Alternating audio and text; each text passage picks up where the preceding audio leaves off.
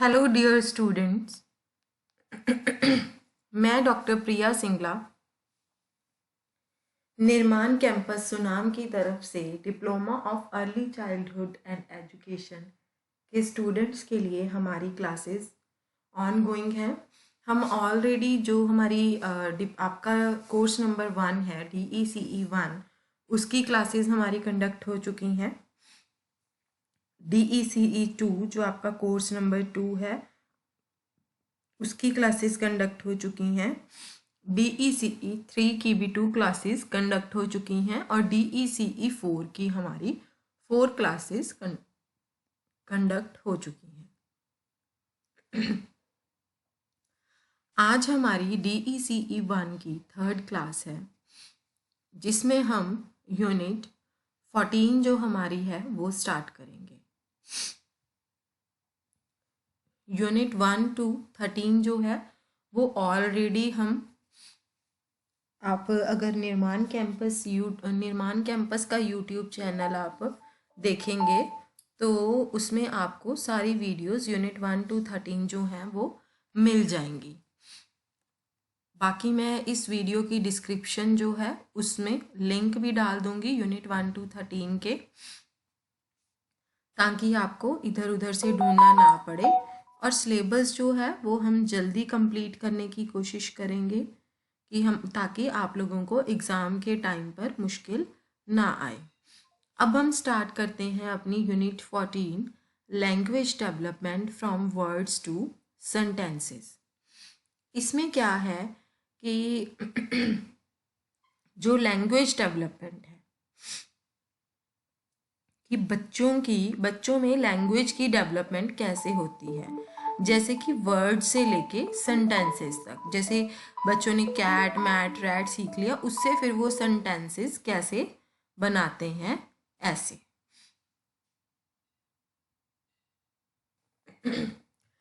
इसमें हम पढ़ेंगे जो हमारी एडिंग वर्ड्स हैं कि कौन कौन से वर्ड्स जो हैं वो बच्चों की लैंग्वेज में ऐड होते हैं।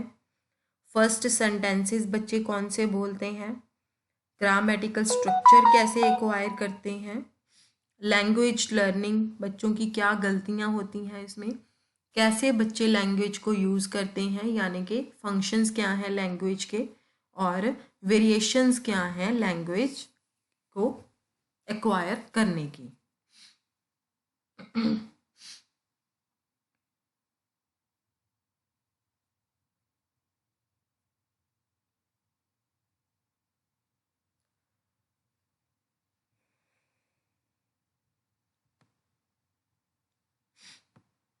सबसे पहले हम पढ़ेंगे एडिंग वर्ड्स।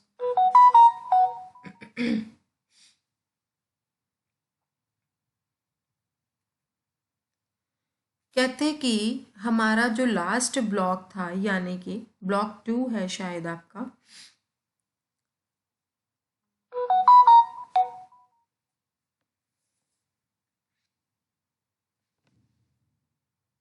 जो हमारा लास्ट ब्लॉक था उसमें हमने लैंग्वेज की डेवलपमेंट को ट्रेस किया था। कब तक, उस स्टेज तक जब एक इन्फेंट जो था उसने अपना पहला वर्ड अटर कर लिया था। पहला वर्ड जो था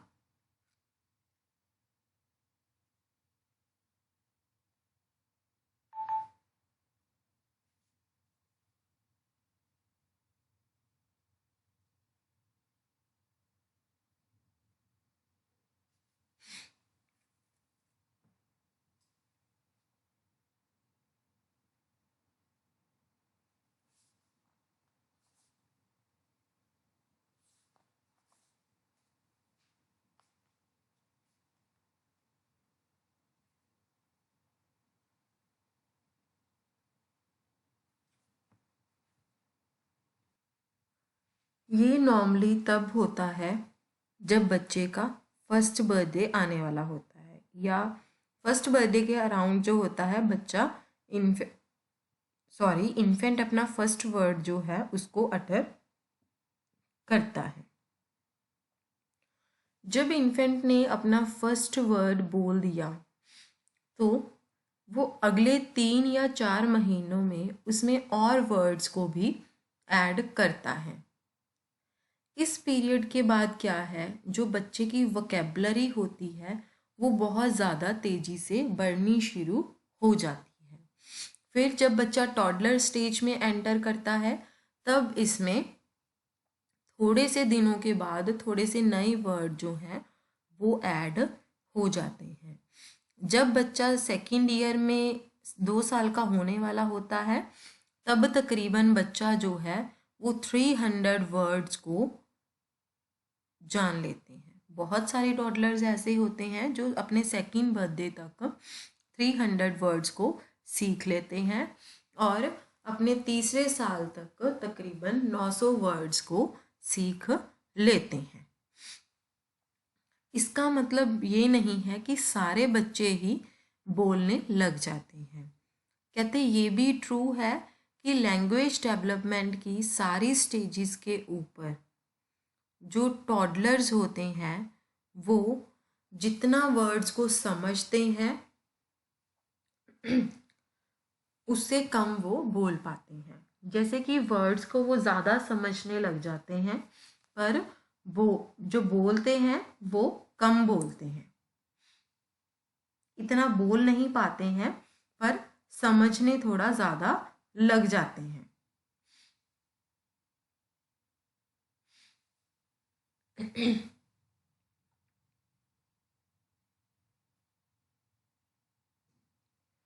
जैसे कि कई बच्चे ऐसे होते हैं जो कि अपने फर्स्ट बर्थडे के बाद बहुत सारे वर्ड्स को नॉर्मली यूज़ करने लग जाते हैं, पर कई बच्चे ऐसे होते हैं जो बोलने में थोड़ा सा ज़्यादा समय लेते हैं।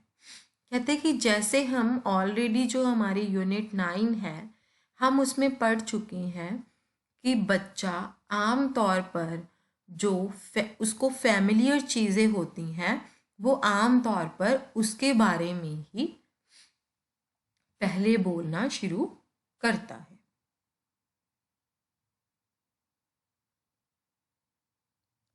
उनके जो फर्स्ट वर्ड्स होते हैं उसमें वो उन लोगों के नाम लेता है या उन चीज़ों के नाम लेता है जो कि उसके लिए बहुत ज़्यादा इम्पॉर्टेंट होते हैं।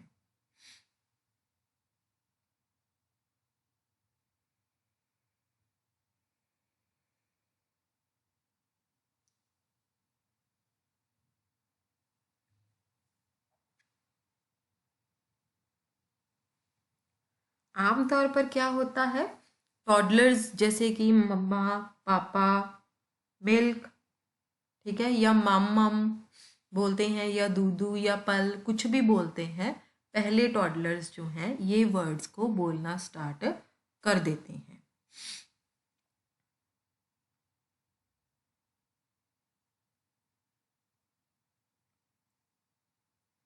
कई टॉडलर्स जो होते हैं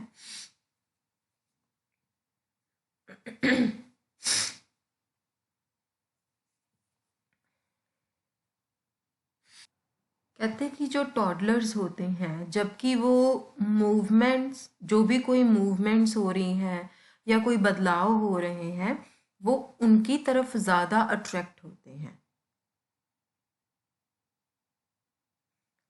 उनके जो ज़्यादातर फर्स्ट वर्ड्स होते हैं वो उन चीज़ों को रेफ़र करते हैं जो कि चीज़ें मूव कर रही होती हैं, जैसे कि उनके अपने खुद के एक्शंस या चीज़ें जिनको कि वो मैनिपुलेट कर सकते हैं। इसीलिए वर्ड्स जैसे कि बॉल, डॉल, बॉटल, डॉग, काऊ, बोट, साइकिल, कार या उनके अपने खुद के टॉयज के नेम लेने, ये उनकी स्पीच में बहुत जल्दी जो हैं वो आ जाते हैं।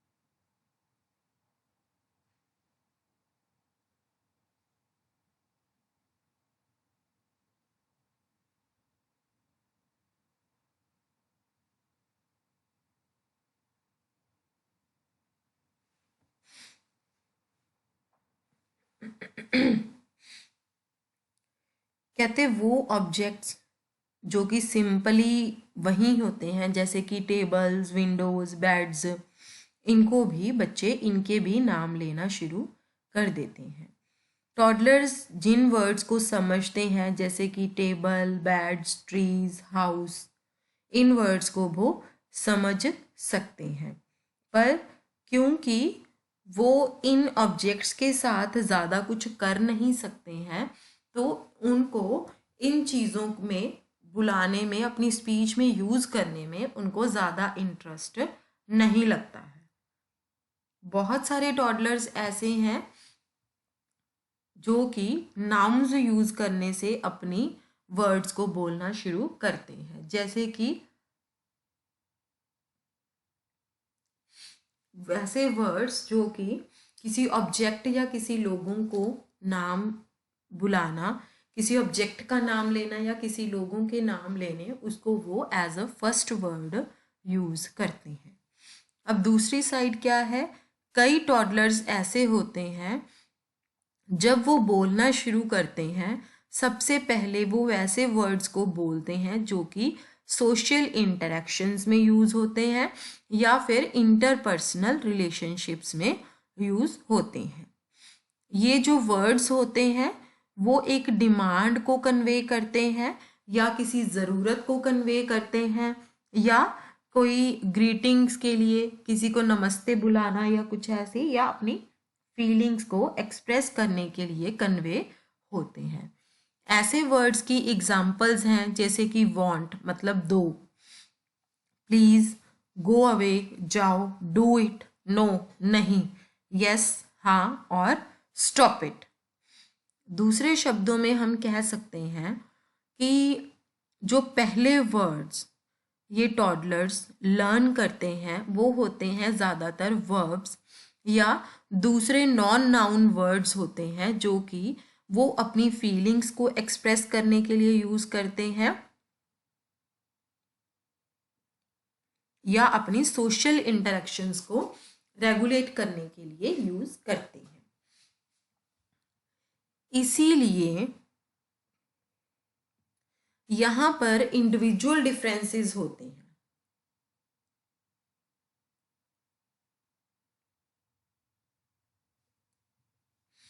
इवन जब बच्चे अपना पहला वर्ड, टॉडलर्स अपना पहला वर्ड बोलते हैं, कि वो किस तरह का वर्ड्स बोलते हैं, इसमें भी इंडिविजुअल डिफरेंस होते हैं।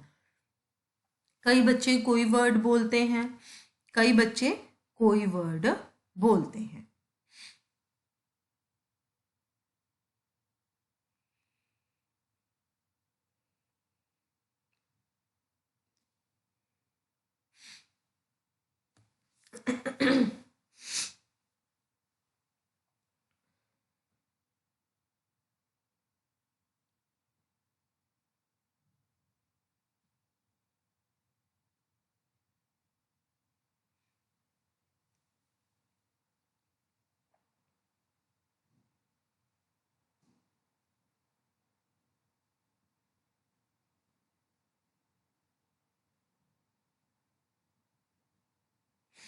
उसके बाद है, कहते कि अ, आप याद करेंगे, जैसे कि हमने लास्ट ब्लॉक में ये देखा था कि ये जो सिंगल वर्ड्स हैं वो बाद में एक सेंटेंसेस की तरह काम करते हैं। जैसे कि बच्चा जो टॉडलर होता है वो एक वर्ड का, किसी एक ऑब्जेक्ट का नाम लेता है एक वर्ड में, ठीक है। फिर वो धीरे धीरे रिक्वेस्ट करता है और अपने इमोशनल स्टेट्स को एक्सप्रेस करता है, जैसे कि गुस्सा दिखाता है, ठीक है, या डर महसूस करता है, या उसको सरप्राइज लगता है। ये जो वन वर्ड अटरेंस होते हैं, इनका जो मीनिंग है वो ज़्यादातर जो मदर्स होती हैं उनको समझ में आता है। वो इस सेटिंग को जानती होती हैं कि बच्चा जो है अपने वर्ड को कैसे एक्सप्रेस कर रहा है और बच्चे की स्पीच में जो इमोशनल टोन है वो कौन सी होती है। कहते जब एक टॉडलर वर्ड्स को लर्न कर लेता है पर वो फिर भी उनको करेक्टली प्रोनाउंस नहीं कर सकता है, क्योंकि कुछ कॉन्सोनेंट्स होते हैं जो बच्चे के लिए प्रोनाउंस करने बोलने थोड़े से मुश्किल हो जाते हैं।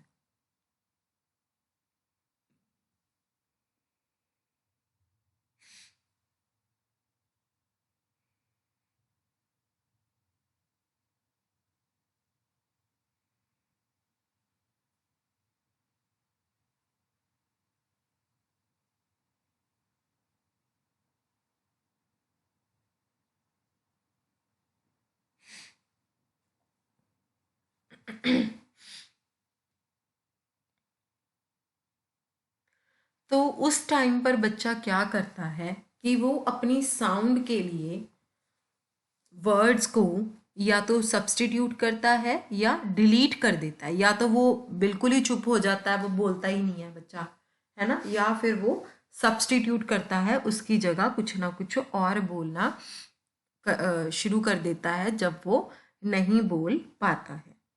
जैसे कि बच्चे बॉल को कई बार बॉ प्रनाउंस करते हैं, क्योंकि जो आई होती है वो इस स्टेज पे बच्चों के लिए थोड़ी बोलनी मुश्किल होती है। और जो टॉडलर्स होते हैं वो जनरली इसको डब्ल्यू के साथ सब्स्टिट्यूट कर देते हैं। जैसे जो स्टॉप होता है उसको टॉप बोलते हैं, बनाना को शॉर्ट करके नाना बोलते हैं, इस तरह से। कभी कभी क्या होता है कि बच्चे अपने खुद के वर्ड्स ही बनाना शुरू कर देते हैं। एक तरीका क्या है कि वो वर्ड्स को मिस करके, जैसे मान लीजिए उन्होंने किसी ऑब्जेक्ट का नाम लेना है, वो किसी ना किसी वर्ड को उसमें से मिस करके अपना ही खुद का एक वर्ड बना के वो बोलना शुरू कर देते हैं। इनफैक्ट जब कोई बड़ा बच्चों से बात करता है,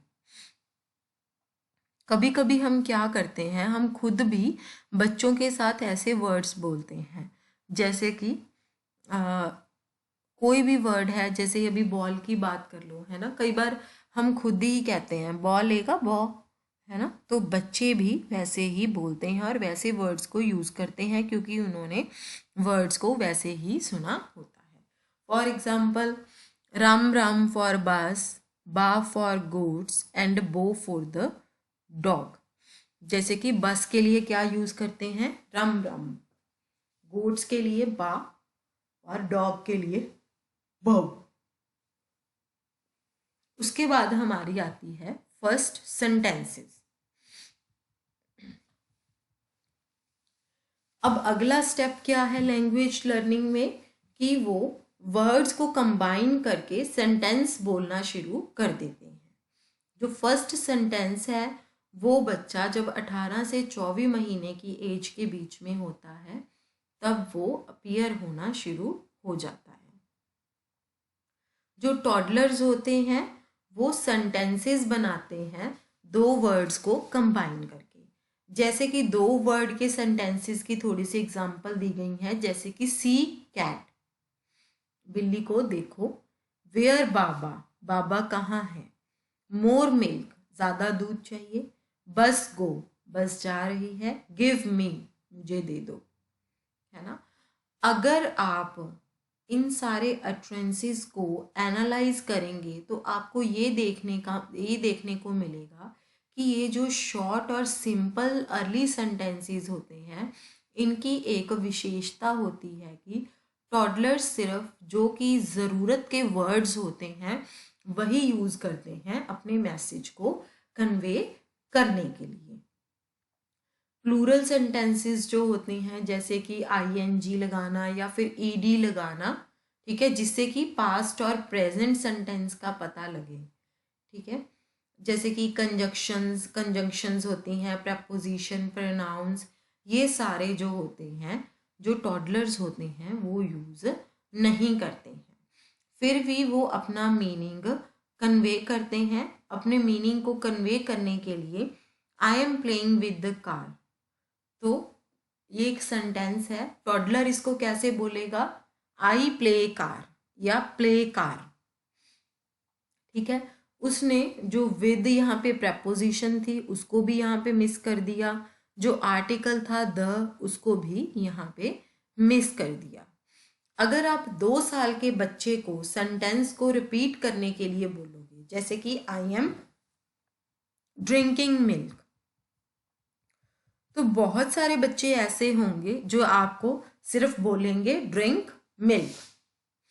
इसका मतलब है कि जो 2 साल के बच्चे की बोलने की लैंग्वेज की साउंड होती है,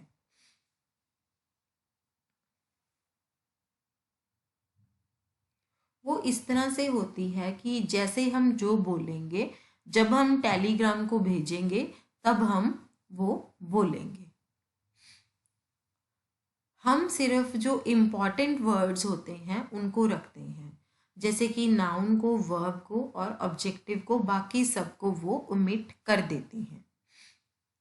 इसी तरह से जो टॉडलर्स के 2 वर्ड के अटरेंसेस सेंटेंस होते हैं, बिल्कुल वैसे ही होते हैं। जो टॉडलर्स होते हैं वो इस स्पीच पे जब बोलते हैं तो इसको हम बोलते हैं टेलीग्राफिक स्पीच। ठीक है, इसको हम बोलते हैं क्या? Telegraphic speech.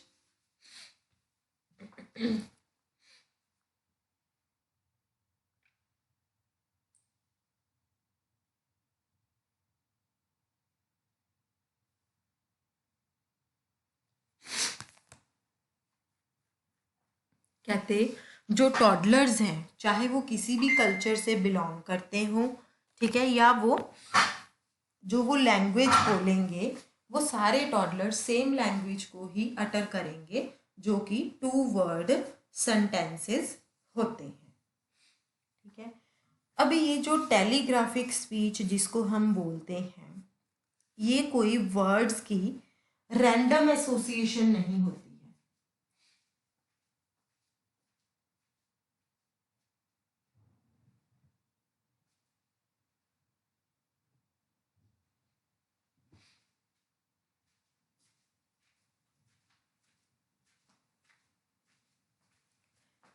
ठीक है, टॉडलर्स क्या करते हैं? Toddlers create these 2 word sentences according to some rules। कहते टॉडलर्स जो हैं वो भी थोड़े से रूल्स के अकॉर्डिंगली ही 2 वर्ड के ये जो सेंटेंसेस हैं उसको क्रिएट करते हैं। वो थोड़े सर्टन वर्ड्स के ऊपर फोकस करते हैं और उनको एक पर्टिकुलर ऑर्डर में लगा देते हैं।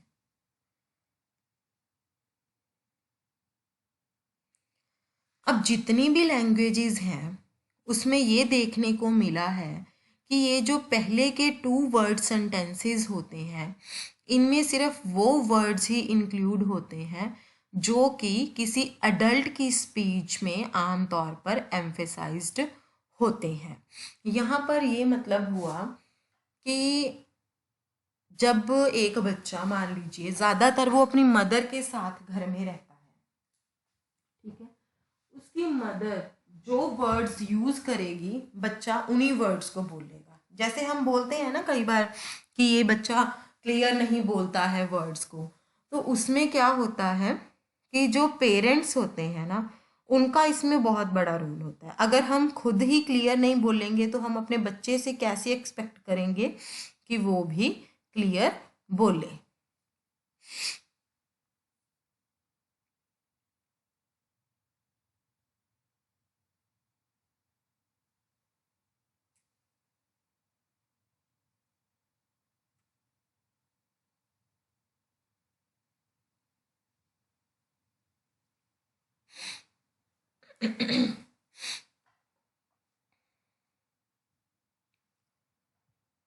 कहते हैं अगर आप स्पीच के बारे में सोचेंगे तो आपको ये देखने को मिलेगा कि ये नाउन्स हैं, वर्ब्स हैं, एडजेक्टिव्स हैं, जिन पर जब आप बोलते हैं आप ज़्यादा स्ट्रेस देते हैं, और जो प्रेपोजिशन और कंजक्शंस होती हैं उन पर हम बिल्कुल भी स्ट्रेस नहीं देते हैं। जब एक अडल्ट की बात आएगी तब भी ऐसे ही होता है।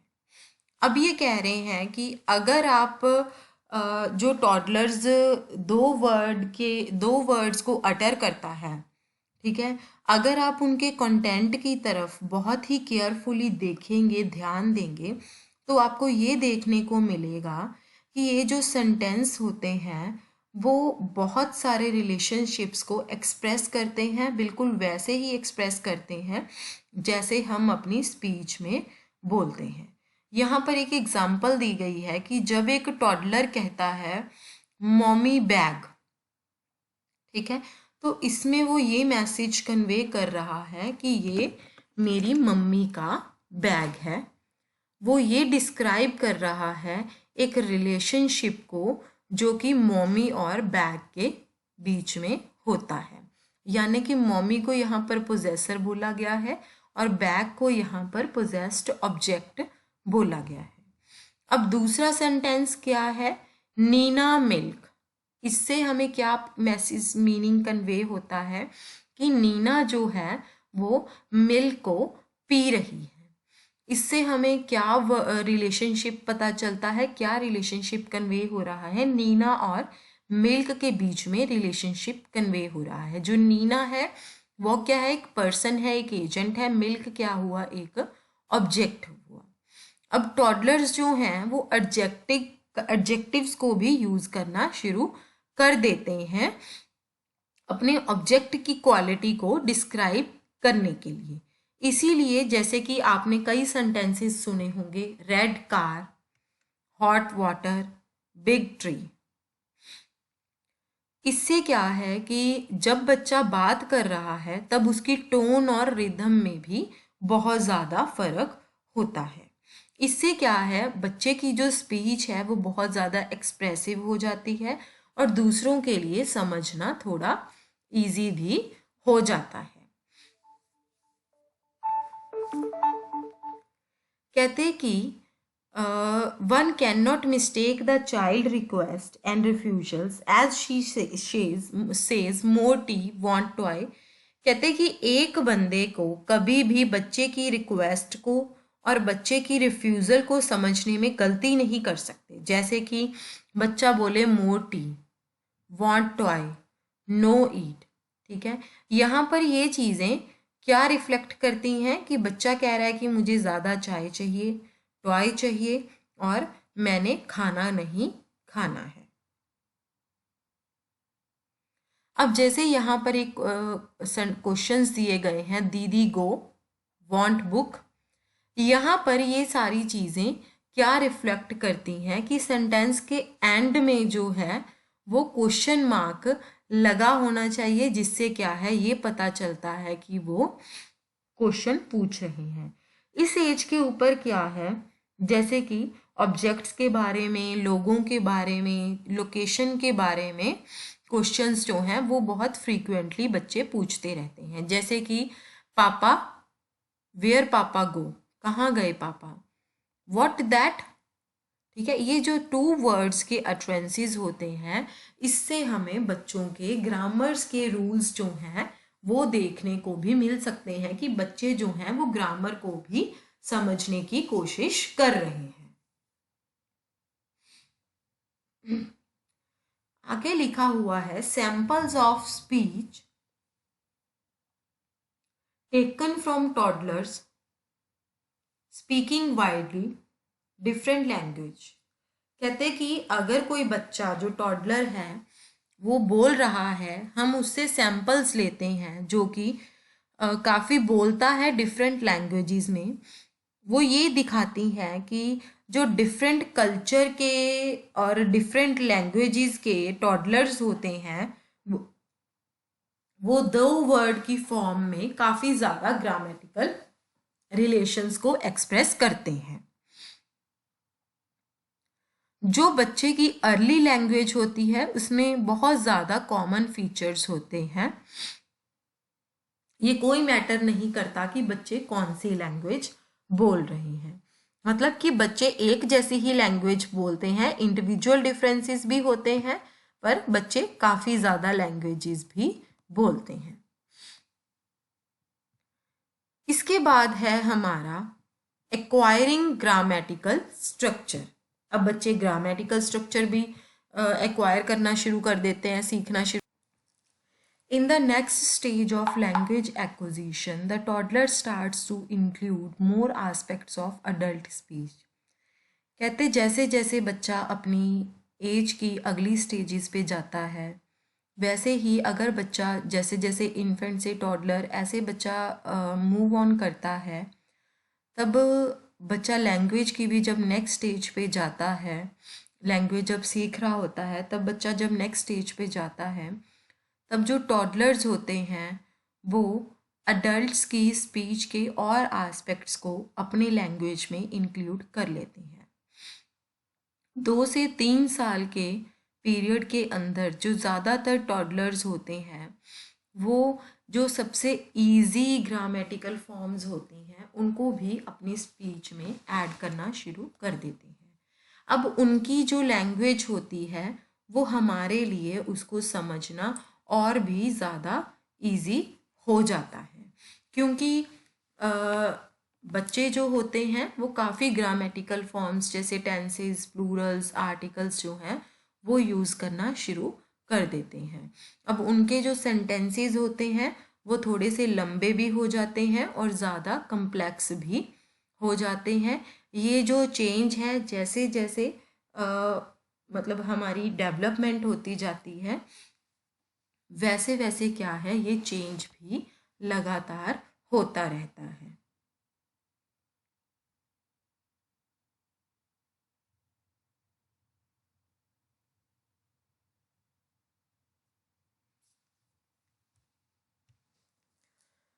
Within a particular language, there is a definite sequence in which the children add grammatical forms. कहते एक पर्टिकुलर लैंग्वेज के बीच में एक प्रॉपर सीक्वेंस होता है जिसमें बच्चे ग्रामेटिकल फॉर्म्स को ऐड करते हैं। ये जो सीक्वेंस होता है वो एक लैंग्वेज से लेके दूसरी लैंग्वेज तक डिफरेंट होता है। अब ये जो नीचे टेक्स्ट दिया हुआ है इसमें उन्होंने एक इंग्लिश लैंग्वेज की एक्विजिशन में एक सीक्वेंस को डिस्क्राइब किया हुआ है। इन इंग्लिश में क्या है, टॉडलर्स में जो सबसे पहली फॉर्म दिखती है सेंटेंस में वो आईएनजी फॉर्म होती है। जैसे कि वो कैसे किस तरह के सेंटेंसेस बनाते हैं, यू ईटिंग, डॉगी रनिंग, इस तरह के जो सेंटेंसेस हैं बच्चे वो एक्वायर करना शुरू कर देते हैं, यानी कि ग्रामेटिकली उसकी स्ट्रक्चर को बनाना शुरू कर देते हैं। अब जो टॉडलर्स होते हैं वो सबसे पहले प्रेजेंट टेंस को सीखना शुरू करते हैं और उसी को ही ज़्यादा यूज़ करना शुरू करते हैं। जब बच्चे का टॉडलरहुड पीरियड ख़त्म होने वाला होता है तब वो पास्ट और फ्यूचर टेंस को भी यूज़ करना शुरू कर देते हैं। पर जो पास्ट और फ्यूचर टेंस की यूजेज होती है उनकी वो इतनी कॉन्टीन्यूसली और मतलब लगातार उनकी वो नहीं होती है, उनको वो कई केसेस में यूज़ करते हैं या बिल्कुल भी यूज़ नहीं करते हैं। अब बच्चों की जो स्किल है टेंसेस को यूज़ करने की वो इम्प्रूव हो जाती है जबकि बच्चा प्री स्कूल में एंटर कर जाता है। अब 2 से 3 साल की उम्र के बीच जो टॉडलर्स होते हैं वो कई प्रेपोजिशंस भी यूज़ करने के योग्य हो जाते हैं, जैसे कि इन, ऑन एंड अंडर। यहाँ पर सेंटेंसेस की एग्जांपल्स दी गई हैं, जैसे कि I sit on chair, toy in box, यहाँ पे ऑन भी यूज़ किया उन्होंने और इन भी यूज़ किया। ये जो प्रेपोजिशंस होती हैं टॉडलर्स इन प्रेपोजिशन को यूज़ करके अपनी ऑब्जेक्ट की लोकेशन के बारे में भी बात करने के लायक हो जाता है, जैसे कि where a particular object is, है ना, कि कहाँ है एक पर्टिकुलर ऑब्जेक्ट। फिर वो प्लूरल्स पे आते हैं, जैसे कि वो एस को ऐड करके नाउन्स में एस को ऐड करके प्लूरल्स भी बनाना सीख जाते हैं, जैसे कि कैट्स, बुक्स, जब बच्चा अपने सेकंड बर्थडे पे आता है तब तक जो टॉडलर्स हैं वो पर्सनल प्रोनाउंस को भी यूज़ करना शुरू कर देते हैं, जैसे कि आई, मी, यू। समटाइम्स कई बार क्या होता है वो माइन वर्ड को भी यूज़ करना शुरू कर देते हैं। ये जो प्रोनाउंस का यूजेज होता है ये दिखाता है कि जो टॉडलर्स होते हैं वो अपने आप को दूसरों से अलग दिखाते हैं।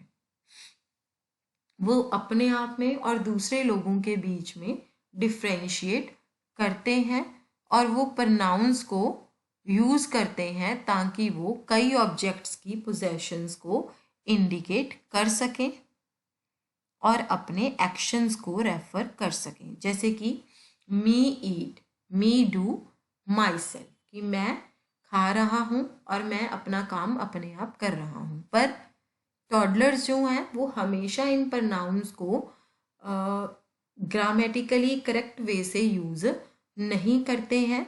ये जो प्रोनाउंस की यूजेज है वो जब तक बच्चे प्री स्कूल पीरियड में पहुंचते हैं तब तक ये इम्प्रूव भी हो जाती है।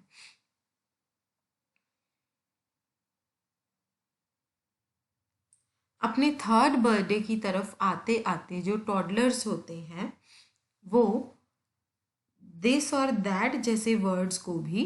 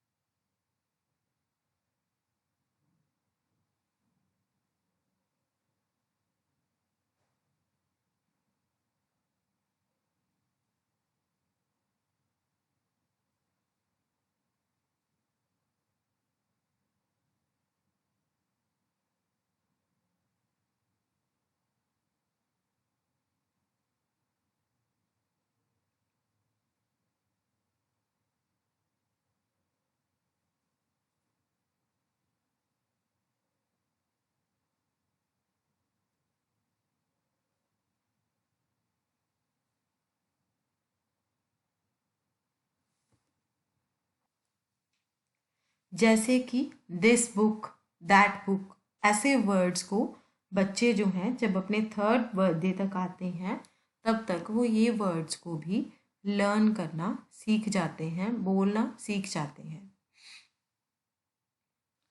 अब जब बच्चा 2 से 3 साल की उम्र उसकी कंप्लीट होने वाली होती है तब जो टॉडलर्स होते हैं उनके सेंटेंसेस जो होते हैं वो थोड़े बड़े होने शुरू हो जाते हैं, जैसे कि अब वो 4 वर्ड्स के सेंटेंसेस को बोलना शुरू कर देते हैं। किस सीक्वेंस में? सब्जेक्ट, वर्ब, ऑब्जेक्ट और लोकेशन, इसमें वो बोलना शुरू कर देते हैं। पहले सब्जेक्ट, फिर वर्ब, फिर ऑब्जेक्ट, फिर लोकेशन। कहते जैसे कि हमने पहले भी ये बोला है कि जो टॉडलर्स हैं वो एक रैंडम मैनर में वर्ड्स को जोड़ के सिंपली नहीं बोलते हैं। उन्होंने वो सेंटेंसेस बनाते हैं रूल्स के अकॉर्डिंगली, जैसे कि उनके खुद के ही रूल्स होते हैं, जैसे उनको समझ आता है वो उन्हीं रूल्स के अकॉर्डिंगली जो सेंटेंसेस होते हैं वो बनाते हैं। जैसे कि हम इसको अब समझेंगे।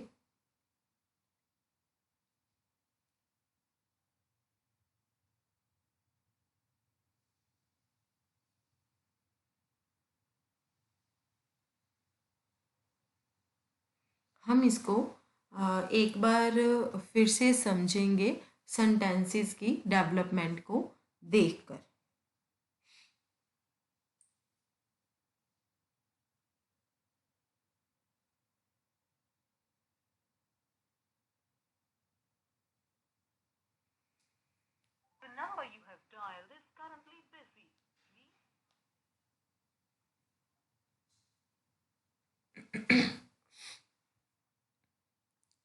At the 2 word stage, the toddler forms his sentences.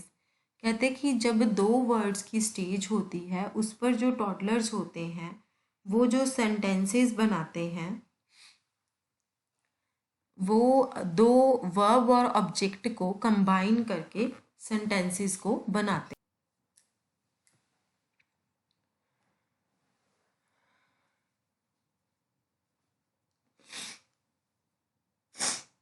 At the two-word stage, the toddler forms a sentence by combining a verb and an object. She says, for example, hit ball. जैसे कि वो दो words को जोड़ के बनाती है hit ball. फिर वो बाद में इसमें एजेंट को ऐड करेगी और बोलेगा बच्चा राधा हिट बॉल, कि राधा ने बॉल को हिट किया, और आई हिट बॉल, जो भी मतलब कंडीशन होगी वहाँ पे उसमें ये ऐसे ऐड कर देंगी सब्जेक्ट को। अब ये सेंटेंस जो है ये ज़्यादातर वैसे ही लग रहा है जैसे कि किसी अडल्ट की स्पीच होती है, और ये दिखा रहा है कि कौन जो है वो एक्शन परफॉर्म कर रहा है, एक्शन क्या था और किसके बेसिस के ऊपर जो एक्शन था वो किया गया था। अगली स्टेज में क्या है, जब उसको हर मतलब उसको ये पता चलेगा कि जो ऑब्जेक्ट की लोकेशन थी वो भी ऐड करनी थी उसने अपने सेंटेंस में, तो वो अपने सेंटेंस को सुनेगी जैसे कि राधा पुट बुक चेयर। मतलब आपको ये सेंटेंसेस सुनने को मिल सकते हैं, राधा पुट बुक चेयर। फिर जैसे कि प्रपोजिशंस और सेंटेंस की टेंस की एंडिंग्स होनी शुरू हो जाती हैं, तो सेंटेंस जो है वो बिल्कुल अडल्ट स्पीच की तरह ज़्यादा से ज़्यादा लगना शुरू हो जाता है।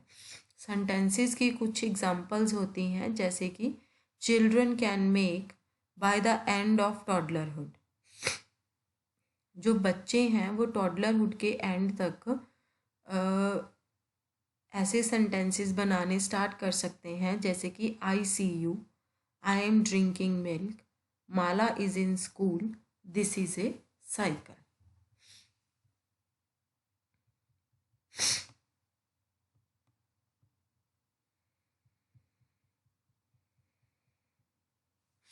अब इससे नेक्स्ट स्टेप क्या है कि वो कम्प्लेक्स सेंटेंसेस को बनाने लग जाते हैं। There is a great variation in the age के अकॉर्डिंगली ही जो लैंग्वेज की डेवलपमेंट होती है वो होनी स्टार्ट हो जाती है।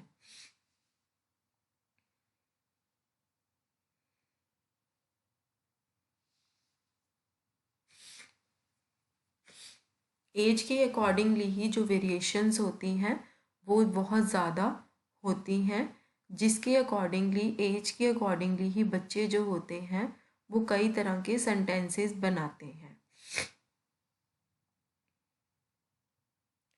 जैसे कि कई बच्चे होते हैं जो ये सेंटेंसेस बनाते हैं जबकि वो 3 साल के होने वाले होते हैं, उससे पहले ही वो ये सेंटेंसेस जो होते हैं उनको बनाना शुरू कर देते हैं।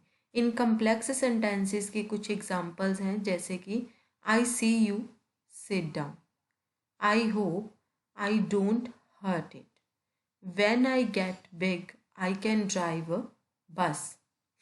ऐसे सेंटेंसेस जो हैं वो थोड़े से कम्प्लेक्स सेंटेंसेस बनाना शुरू कर देते हैं। सम कई टॉडलर्स ऐसे होते हैं जो कि एंड और बट को भी यूज़ करना शुरू कर देते हैं।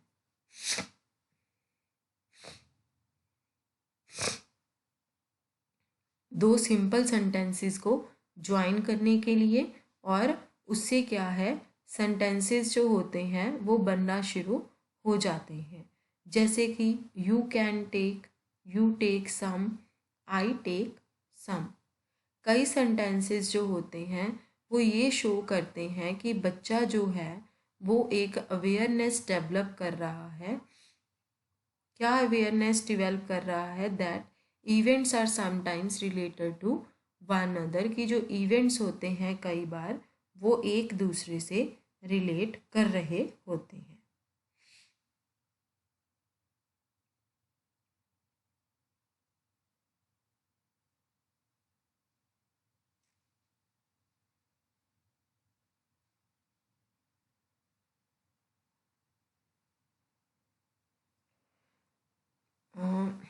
दूसरे शब्दों में हम ये कह सकते हैं she is understanding cause and effect relationship, कि वो जो बच्चा है वो कॉज और इफ़ेक्ट के रिलेशनशिप को समझना शुरू कर देता है।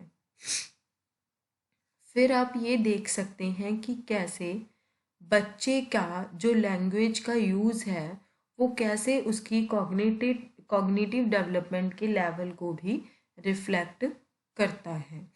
बच्चे की जो स्पीच है वो उसकी थिंकिंग के लिए एक मिरर का काम करती है। जैसे कि कई वर्ड्स हैं जैसे कि बिकॉज, सो, बिफोर, आफ्टर, इन सब का जो यूज़ है वो बच्चे को, जब बच्चा प्री स्कूल ईयर्स में एंटर कर जाता है तब बच्चे को इनका यूज़ करना आता है। नेक्स्ट है हमारा, कहते हैं कि ये बहुत इम्पॉर्टेंट है कि हमें ध्यान में रखना है इस बात को कि जो ग्रामेटिकल फॉर्म्स को एक्वायर करने का ऑर्डर होता है वो सिर्फ इंग्लिश लैंग्वेज के ऊपर ही अप्लाइड होता है।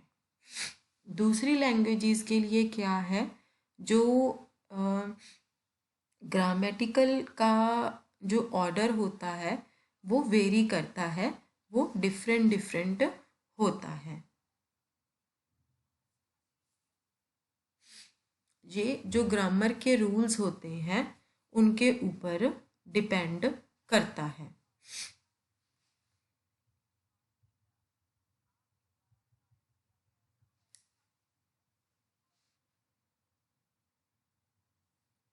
ये इम्पॉर्टेंट है अपने दिमाग में रखना कि जो ग्रामेटिकल फॉर्म्स का ऑर्डर होता है वो इंग्लिश लैंग्वेज में ही सिर्फ एप्लीकेबल होता है। दूसरी लैंग्वेजेस में जो इंग्लिश ग्रामर का जो ऑर्डर होता है उसको एक्वायर करना काफ़ी ज़्यादा डिफरेंट होता है। ये डिपेंड करता है कि ग्रामर के जो रूल्स हैं वो कौन से हैं।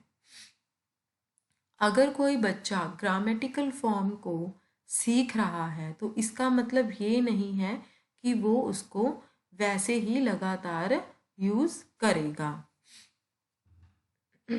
जैसे कि एक एग्ज़ाम्पल है कि अगर हम प्लूरल्स का बच्चे यूज़ करना सीख जाते हैं तो इसका मतलब ये नहीं है कि वो हर टाइम उसको यूज़ कर सकते हैं। जो बच्चा होता है वो अपनी, मतलब बच्चा जो होता है वो उसकी यूजेज को अभी भी लर्न करना सीखता है, इसीलिए वो कई बार इसका यूज़ भी करता है और कई बार उसका यूज़ नहीं भी करता है। अब बच्चे जो लैंग्वेज का यूज़ करते हैं जब वो प्री स्कूल ईयर्स में आ जाते हैं तब उनकी लैंग्वेज की यूजेज में इम्प्रूवमेंट आती है। इसके बाद है हमारा लैंग्वेज लर्निंग, चिल्ड्रंस मिस्टेक्स।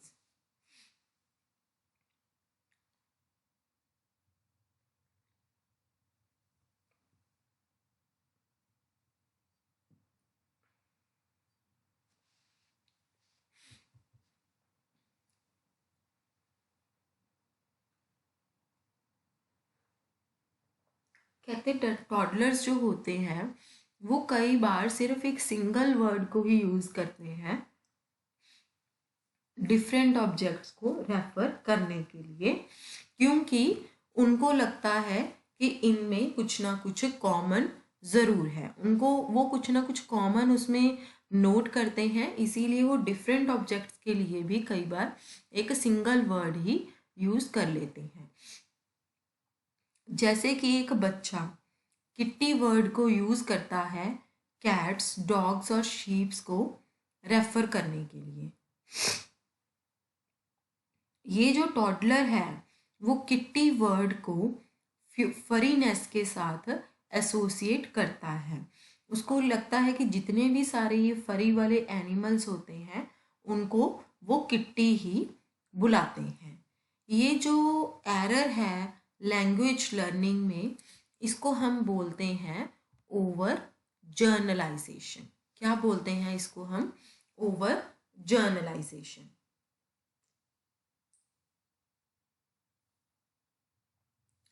अब ओवर जर्नलाइजेशन की थोड़ी सी और एग्जांपल्स भी हैं। जैसे कि एक बच्चा वर्ड यूज़ कर रहा है मुई, है ना, वो किसके लिए ये वर्ड यूज़ कर रहा है।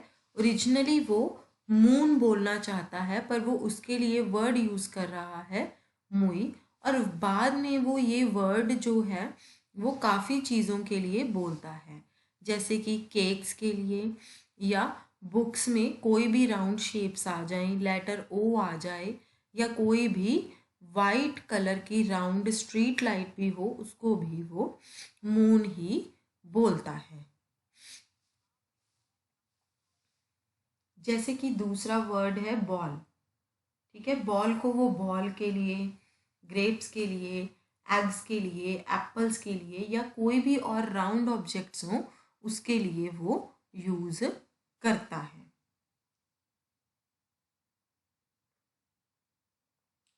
जब टॉडलर्स ओवर जर्नलाइज करते हैं, यानी कि उनकी लैंग्वेज लर्निंग में कोई एरर होता है,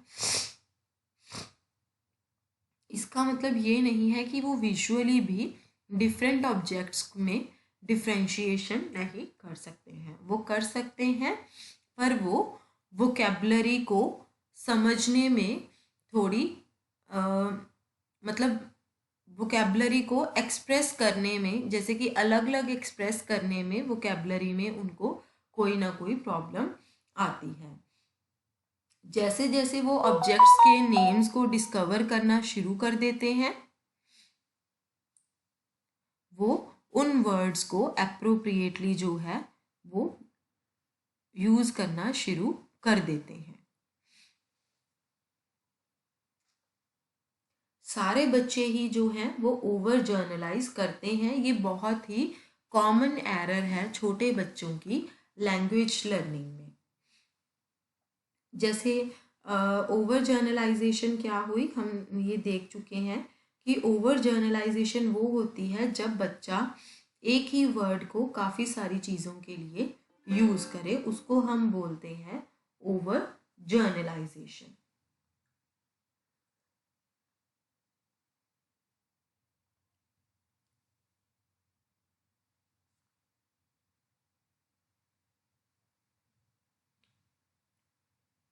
बट जो ओवर जर्नलाइजेशंस होती हैं, जब एक पर्टिकुलर बच्चा यूज करता है तब वो यूनिक होती है।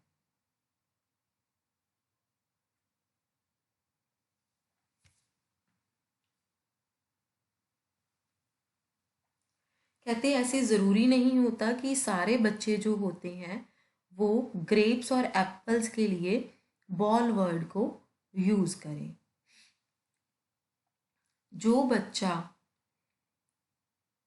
बॉल के मीनिंग को ऐसे समझता है कि जो भी कोई चीज़ है राउंड उसको हम बॉल बोल सकते हैं,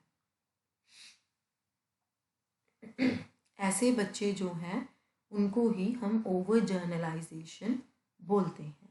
पर दूसरे बच्चों के भी कई पर दूसरे बच्चों के लिए क्या है, जो बॉल की इम्पॉर्टेंट यूनिक करेक्टरिस्टिक्स होती हैं वो ये होती हैं कि वो बाउंस करती है, इसीलिए वो जो बॉल वर्ड होती है उसको ग्रेप्स और एप्पल्स में जर्नलाइज नहीं करते हैं, क्योंकि ग्रेप्स और जो बॉल्स एप्पल्स होते हैं वो बाउंस नहीं करते हैं।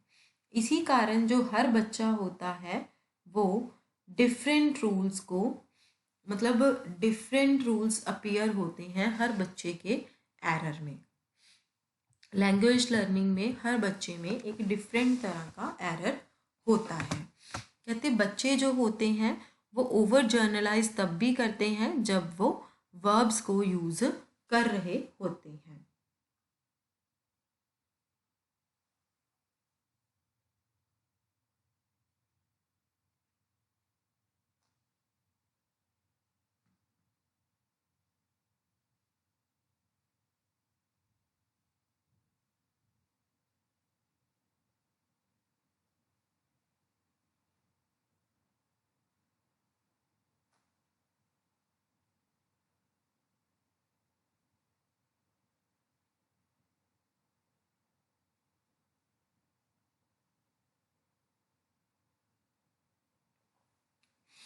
यहाँ पर एक एग्जाम्पल दी गई है। कहते जब टॉडलर्स लर्न करते हैं तब वो पास्ट टेंस को कैसे बना सकते हैं, ईडी ऐड करके। जैसे कि प्ले में वो ईडी ऐड करते हैं तो प्लेड बन जाता है। यहाँ पर वो रूल को ओवर जर्नलाइज कर रहे हैं और ये दूसरी वर्ब्स के साथ भी इसको अप्लाई करते हैं। जैसे कि वो फॉल को फॉल्ड लिखते हैं, फ्लाई को फ्लाइड लिखते हैं, ईट को ईटर लिखते हैं। और भी आप सेंटेंसेस सुनेंगे जैसे कि my doll falled, I run to my uncle. ऐसे जो एरर्स हैं वो बच्चे की लैंग्वेज डेवलपमेंट में रिफ्लेक्ट करते हैं।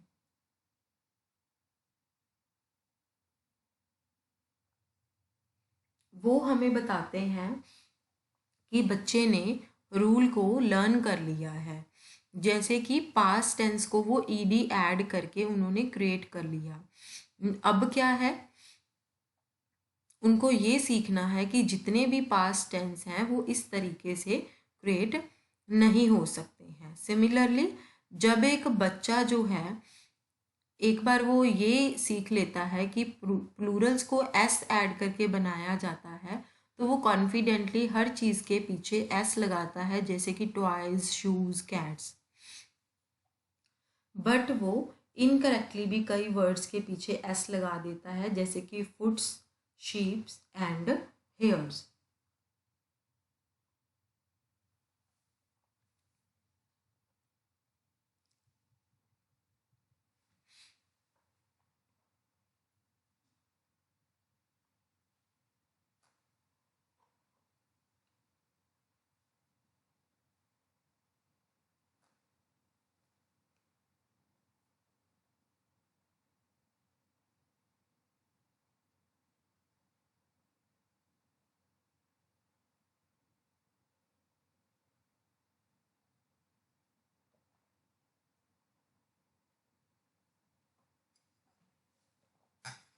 Children also underextend a word, that is they use word to refer to one particular object.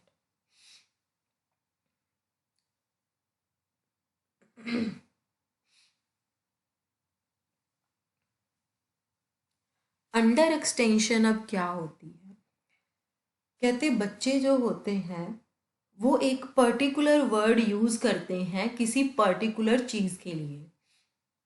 जैसे कि एक बच्चे ने कप वर्ड को यूज किया, पर वो कप वर्ड को सिर्फ अपने ही कप के लिए यूज करता है। अब दूसरा वर्ड है डॉगी, डॉगी वो सिर्फ अपने ही फैमिली पेट के लिए यूज करता है। इन सबको हम बोलते हैं, ये अंडर एक्सटेंशन के केसेस होते हैं। अब हमारे पास दो जो मिस्टेक्स हैं वो आ गई हैं, जैसे कि over journalisation and under extension. ये जो मिस्टेक्स होती हैं ये 2 से 5 साल की उम्र के बीच में ज़्यादातर देखने को मिलती हैं और टाइम के साथ साथ 5 साल के बाद ये धीरे धीरे डिसअपियर, गायब होनी शुरू हो जाती हैं।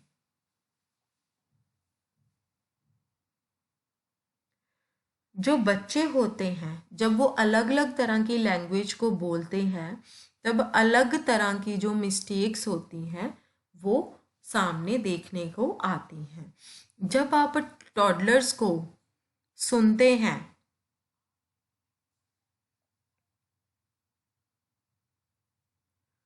तब आपको काफ़ी ज़्यादा एग्जाम्पल्स जो हैं ऐसी देखने को मिल सकती हैं।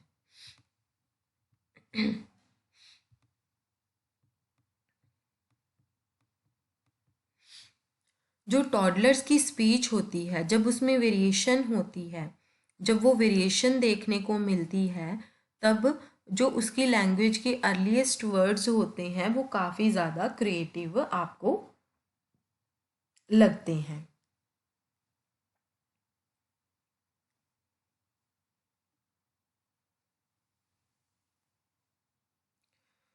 वो सिर्फ जो सेंटेंसेस को या वर्ड्स को सुनते हैं वो उनको ही कॉपी नहीं करते, पर वो अपने भी नए वर्ड्स को क्रिएट कर लेते हैं ग्रामर के रूल्स के अकॉर्डिंगली, जो उनको जैसे समझ में आते हैं।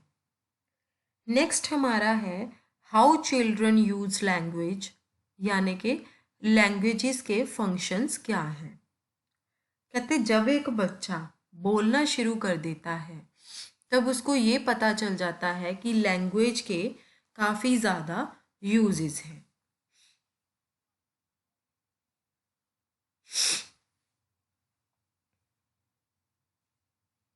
लैंग्वेज को यूज़ करके वो अपनी ज़रूरत को एक्सप्रेस कर सकता है।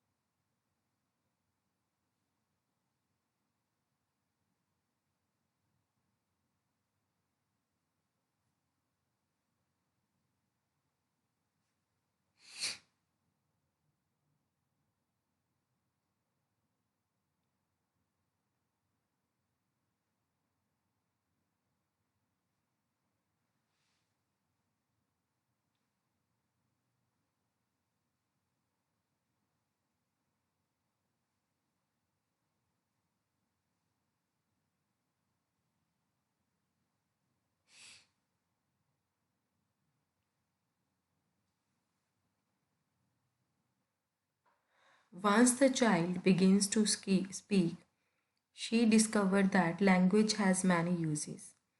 कहते जब एक बार बच्चा बोलना शुरू कर देता है तब उसको ये पता चल जाता है कि लैंग्वेज के बहुत ज़्यादा यूजेस हैं। लैंग्वेज को यूज़ करने से हर कोई अपनी ज़रूरतों को एक्सप्रेस कर सकता है। वो अपनी रिक्वेस्ट भी कर सकता है, अपनी डिमांड्स भी बता सकता है, जैसे कि मोर वाटर, ज़्यादा पानी चाहिए, वांट डोल, डॉल चाहिए, गिव मी, मुझे दो। अगर वो कुछ भी करना नहीं चाहता है तो इससे ये भी क्लियर हो जाता है कि जैसे वो ये बोल के बता सकता है, no eat not this frock, मुझे नहीं खाना है और मुझे ये फ्रॉक भी नहीं पहननी है। वो अपनी स्पीच को यूज़ कर सकता है दूसरों की अटेंशन को अपनी तरफ लाने के लिए और अपने बिहेवियर को दूसरों के ऊपर ज़्यादा इन्फ्लुएंशियल करने के लिए। जब वो अपनी ग्रैंड मदर के साथ खेल रहा है बच्चा, वो उस तरीके से बिल्कुल भी सेटिस्फाइड नहीं है जिस तरह से उसकी ग्रैंड मदर एक टॉय ट्रेन बना रही है और कहता है, बच्चा कहता है कि know put this on top, कि ये ऊपर से लगेगा, ऐसे आपने, ग्रैंड मदर को बोलता है कि ऐसे आपने इसको लगाना है।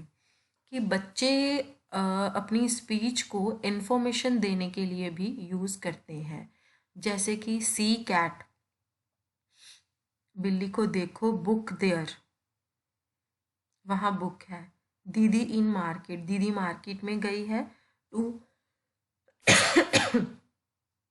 और किसके लिए वो स्पीच को यूज़ कर सकता है, किसी भी पर्सन की क्वालिटी को एक्सप्रेस करने के लिए या किसी भी ऑब्जेक्ट की क्वालिटी को एक्सप्रेस करने के लिए वो स्पीच को यूज़ कर सकता है। जैसे कि बिग बुक, एक बड़ी बुक, दिस रेड कार, ये एक लाल रंग की कार है, Neena pretty girl, that big boat.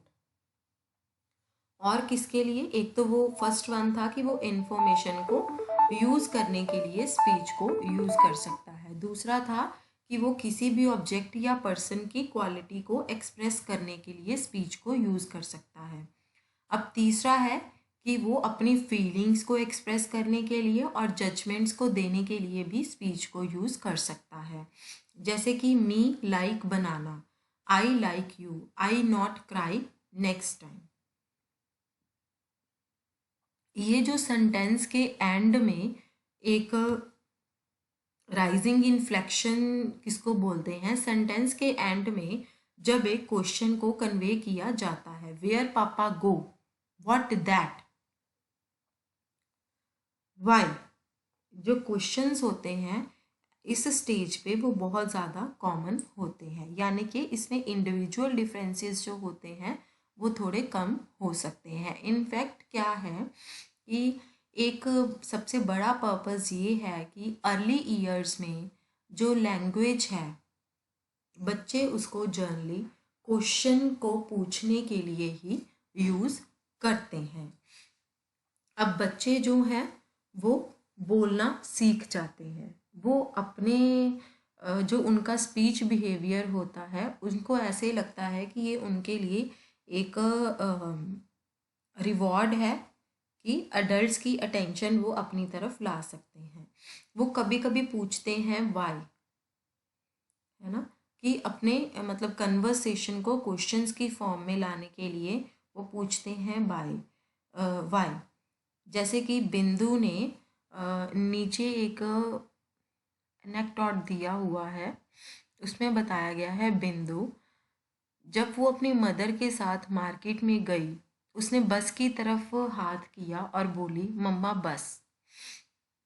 उसकी मदर ने कहा हाँ वो बस है, लोग उस बस में बैठे हैं। बिंदु वाई पीपल सिट, क्यों लोग बैठे हैं?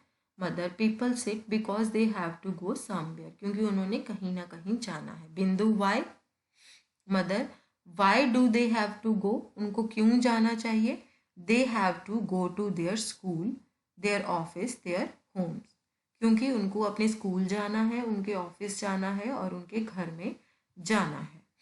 उसके बाद है बिंदु कहती, फिर बिंदु पूछ रही है क्यों? उसकी मदर ने कहा कि पापा ऑफिस जाते हैं। क्या नहीं जाते पापा ऑफिस? दीदी स्कूल जाती है, इसीलिए दूसरे लोगों को भी अपने अपने काम पर जाना होता है। बिंदु वाई पापा गो टू ऑफिस, क्यों पापा ऑफिस की तरफ जाते हैं? बिंदु की मदर ने कहा,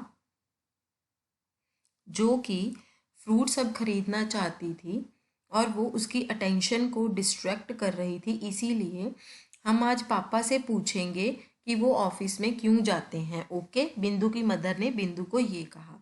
बिंदु ने एप्पल्स को देखा और कहा कि हम ये खरीदेंगे। अब स्पीच को दूसरों के साथ कम्युनिकेट करने की बजाय जो बच्चे होते हैं वो अपने खुद के एक्शंस को ही डायरेक्ट करने के लिए स्पीच को यूज़ करते हैं। जब एक टॉडलर डॉल के साथ खेल रहा होता है तब वो कहता है डॉली ईट स्लीप, कि डॉली खाओ और सो जाओ। जो प्री स्कूलर्स की स्पीच होती है वो भी बहुत ज़्यादा एक्सटेंसिव होती है। वो ये कह सकते हैं Dolly go to sleep, get up it is morning, now we will play. Dolly तुम अब सो जाओ, फिर मॉर्निंग, अब उठ जाओ, मॉर्निंग हो गई है, अब हम खेलेंगे। ये जो कन्वर्सेशंस होती हैं ये बच्चे के अपने खुद के आइडियाज़ को समझने के लिए, उनको शार्प करने के लिए बहुत ही इम्पॉर्टेंट होती हैं। और बच्चे के जो इवेंट्स के बीच में रिलेशनशिप्स होते हैं उससे बच्चे को ये सब कुछ क्लियर हो जाता है। जैसे कि एक टॉडलर दो डिफरेंट साइज की बॉल्स को देखता है और अपने आप से पूछता है दिस बॉल बिग, अपने आप को कहता है कि ये बॉल जो है वो बिग है। इससे क्या है, वो अपने आप को हेल्प कर रहा है ताकि उनके दिमाग में एक साइज का जो आइडिया है वो फॉर्म हो सके।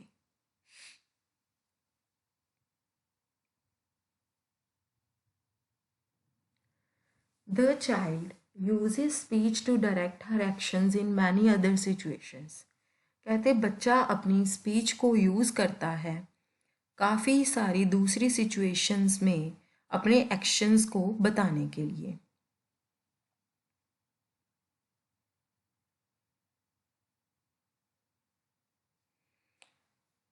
जैसे बच्चे ने अपने हाथों में कुछ मड को उठा लिया है। अब आप यहाँ पर ये अपने मन में बना सकते हैं कि बच्चा इसको खाना चाहता है बट वो अपने आप को ये बोल के रोक रहा है no, not eat, sorry, no not eat. कि आपने इसको नहीं खाना है, बैड, नो।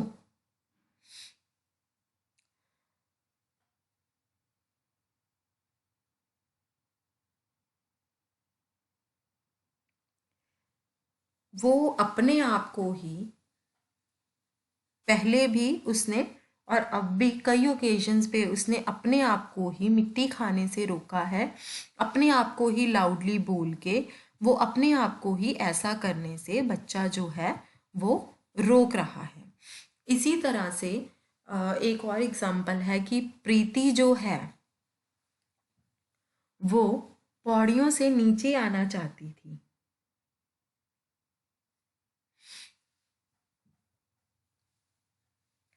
फिर उसने उसको पहले रोका गया था अपने आप पौड़ियों से आने के लिए, तो इस बार उसने अपने आप को खुद कहा रोकने के लिए, no no no stairs, fall. इन दोनों केसेस में क्या है कि बच्चे अपनी स्पीच को यूज़ करके अपने एक्शंस को कंट्रोल करने की कोशिश कर रहे हैं। वो अपने आप से ही बात करके अपने एक्शंस को कंट्रोल करने की कोशिश कर रहे हैं। अब जो यंग बच्चा है वो अपने आप से ऊंची आवाज़ में बात करेगा। जैसे जैसे वो बड़ा होता जाएगा उसकी जो स्पीच के थ्रू अपने आप से बात करने की गाइडेंस है वो वैसे ही चलती रहेगी। और बाद में जब बच्चा बड़ा हो जाता है तब बच्चा ये सब कुछ साइलेंटली कर देता है। ये जो स्पीच है इसको हम प्राइवेट स्पीच बोलते हैं। जो बच्चा अपने आप से बात करता है और अपने ही एक्शंस को गाइड करता है उसको हम बोलते हैं प्राइवेट स्पीच। हम जो बड़े होते हैं कभी कभी हम साइलेंटली अपने आप से बात करते हैं अपने एक्शंस को गाइड करने के लिए। अब जो टॉडलर्स होते हैं वो इस सिचुएशन में अपने ही ह्यूमर को ग्रास्प करना शुरू कर देते हैं। उसके लिए इन्होंने एक नीचे एग्जाम्पल दी हुई है।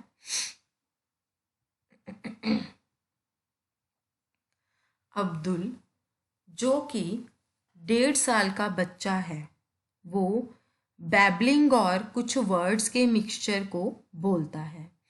उसकी जो लैंग्वेज है वो आमतौर पर कैसे साउंड करती है, जैसे कि जूम सिम शूपा और सिमिलर साउंडिंग वर्ड्स ऐसे और भी वो बोलता है। ये जो वर्ड्स होते हैं ये अडल्ट की स्पीच की तरह ही टोन करते हैं। पर अब्दुल जो होता है जब वो एक दिन अपनी बड़ी बहन के साथ खेल रहा था बाद में उसने इमिटेट करना शुरू कर दिया। अब्दुल जो था उसकी सिस्टर के द्वारा जो वर्ड्स बोले गए थे उस पर काफ़ी ज़्यादा सरप्राइज हुआ। वो उसकी तरफ देखने लगा बड़ी ही हैरानी से।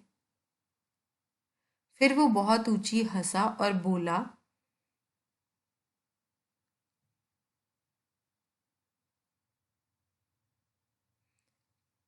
अपनी सिस्टर को कि आपको अगर मुझे इमिटेट करना है तो आपको वेट करना पड़ेगा। वो अपने आप में ही इंजॉय कर रहा था। उसके लिए ये एक गेम बन गई थी जो कि थोड़े टाइम के लिए ऐसे ही चलती रही। अब बच्चा जो अपने प्री स्कूल और मिडल चाइल्डहुड ईयर्स में जब एंटर करता है तो लैंग्वेज की डेवलपमेंट जो है वो ऐसे ही चलती रहती है। वो अपनी लैंग्वेज को यूज़ करता है बहुत ही इफ़ेक्टिवली ताकि वो उसको और भी कई तरीक़ों से सीख सके। नेक्स्ट है हमारा इसमें variations in the language acquisition. कहते कि जैसे हम पहले भी बात कर चुके हैं कि जो लैंग्वेज होती है उसको सीखने के लिए हर बच्चे में इंडिविजुअल डिफरेंस होता है।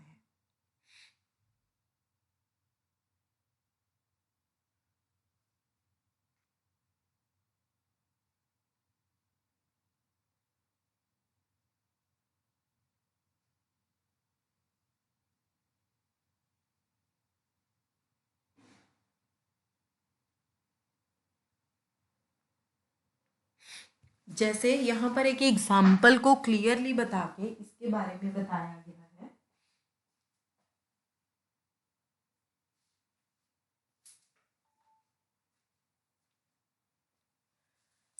इस एग्जाम्पल को हम एक बार डिटेल में देख लेते हैं।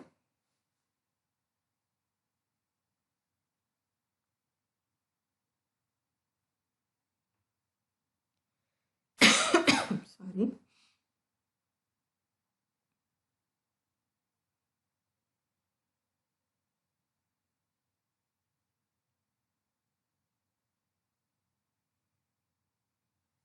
जैसे कि यहाँ पर इन्होंने लिखा है कि ज़्यादातर जो 2 साल के बच्चे हैं वो 2 वर्ड सेंटेंसेस में बोलते हैं, पर जो शिखर है जो कि 2 साल का है वो ज़्यादा नहीं बोलता है। वो केवल 4 ही शब्द को, 4 वर्ड्स को ही बोलता है, जो कि मम्मा, पापा, काज। काज वो जो कि कार को संबंधित कार को, मतलब कार को वो काज बोलता है, और डॉग के लिए वो भाऊ बोलता है। इसके अलावा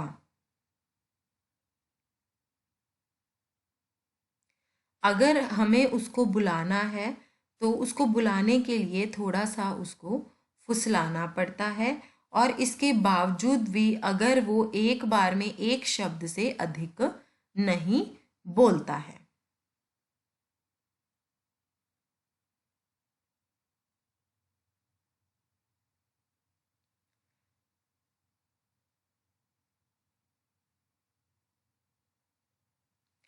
इसका मतलब ये नहीं है कि उसके आसपास के लोग जो बातें करते हैं वो उसको भी नहीं समझता है। वे उनकी बातें सारी बहुत अच्छी तरह से समझता है, और ज़्यादातर जो इशारों और गेस्चर्स जो वो यूज़ करते हैं या साइंस यूज़ करते हैं उनके द्वारा अपनी बात उनको समझाता है। एक बार वो एक ऑरेंज को खाना चाहता था। उसने अपनी आंटी की अटेंशन को अट्रैक्ट किया उनको बुला के, और फिर उनको पॉइंट आउट किया ऑरेंज की तरफ कि वो उसको खाना चाहता है। उसकी आंटी ने उसकी तरफ देखा और कहा कि आप ऑरेंज को खाना चाहते हो? शिखर ने अपना सिर हिलाते हुए कहा हाँ। उसकी आंटी ने कहा मैं तुम्हें ऑरेंज नहीं दूंगी जब तक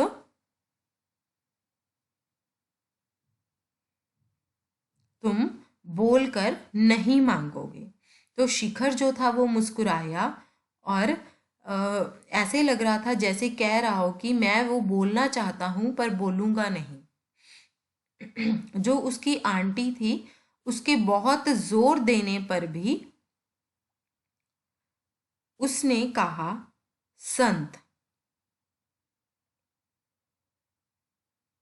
है ना, मतलब उसने कहा ओंज, कि ऑरेंज चाहिए, ऑरेंज को ओंज।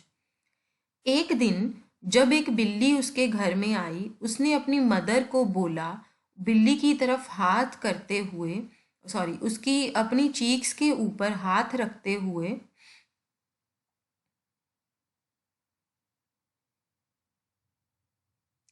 उसने अपनी दोनों हाथों को अपने चीक्स के ऊपर रखा, उंगलियों को फैलाकर अपनी शक्ल बिल्ली की तरह बनाकर कहा मियाओ। 2 साल के बाकी बच्चों की तरह जो बच्चे बिना रुके बहुत बोलते थे शिखर से अलग थे, क्योंकि वो चुप रहना पसंद करता था। बल्कि जब शिखर 3 साल का हुआ तो उसका जो वोकैबलरी थी और भाषा थी उसकी, वो किसी दूसरे 3 साल के बच्चे की तरह ही डिवेल्प्ड थी। एक और मामले में ये देखा गया कि एक बच्चा जो 3 भाषाएं बोलने वालों के साथ रहता था उसने पहले 4 वर्ष तक एक भी शब्द नहीं बोला। फिर एक दिन अचानक से ही उसने पूरे वाक्य में एक बात बोल डाली, जिसे सुनकर सबको बहुत ज़्यादा हैरानी हुई। जब उसने बोलना शुरू किया तो तीनों ही भाषाएं बोलने में वो प्रॉपर समर्थ था।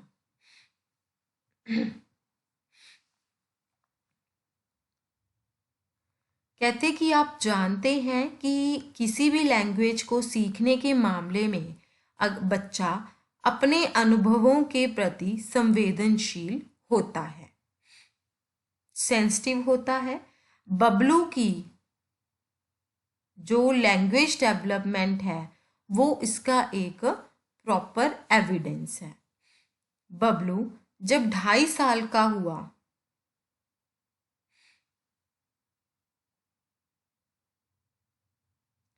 तब उसने 2 वर्ड सेंटेंसेस में बात करना शुरू किया। जब उसकी कज़न गर्ल थी जो कि 4 साल की हुई, वो उसके साथ रहने के लिए आई।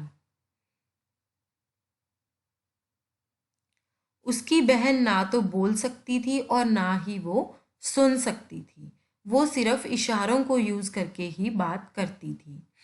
बबलू ने उसके साथ लगातार गेस्चर्स को यूज़ करके इंटरेक्शन करनी शुरू कर दी और बोलना बिल्कुल बंद कर दिया। उसकी कज़न तकरीबन 2 महीने के लिए उसके घर पर रही और इस पीरियड में बबलू ने ज़्यादा बोलचाल नहीं की। पर जैसे ही वो चली गई, बबलू अपनी जो उसकी नॉर्मल वर्बल कम्युनिकेशन थी उस पर वो वापस आ गया, मतलब उसने दोबारा से बोलना शुरू कर दिया। ये जो एग्जाम्पल्स हैं ये बच्चों की लैंग्वेज डेवलपमेंट में बहुत ज़्यादा वैरायटी लाती हैं।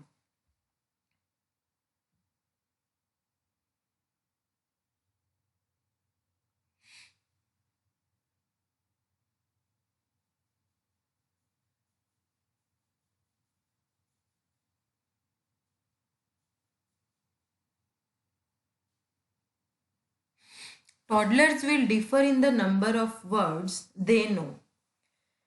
कहते जो टॉडलर्स होते हैं ये ज़रूरी नहीं कि सारे जो टॉडलर्स हैं वो सेम नंबर ऑफ वर्ड्स ही वो जानते हों, और जो वो सेंटेंसेस बोल रहे हों वो टाइप ऑफ सेंटेंसेस भी सेम ही हो। इवन बच्चे जो मान लीजिए 2 बच्चों की हम एग्जांपल लेते हैं, 2 बच्चे अगर एक ही परिवार में रह रहे हैं जहाँ पर सेम वोकेबलरी, सेम लैंग्वेज का स्टाइल, ठीक है, सब कुछ सेम होता है, फिर भी उनकी लैंग्वेज डेवलपमेंट में काफ़ी ज़्यादा फर्क हो सकता है। कोई बच्चा थोड़ा जल्दी बोलना सीख जाता है, कोई बच्चा थोड़ा लेट बोलना सीख जाता है। ये आपके चैप्टर की है समरी। इसके बाद जो बीच में एक्सरसाइजेज आई हैं, एक्सरसाइज 1 और 2, उनके आंसर्स यहाँ आपके चैप्टर के एंड में दिए हुए हैं। इसके बाद हमारा स्टार्ट होता है चैप्टर नंबर 15। ये हमारा था चैप्टर नंबर 14। अब हम स्टार्ट करेंगे हमारा चैप्टर नंबर 15।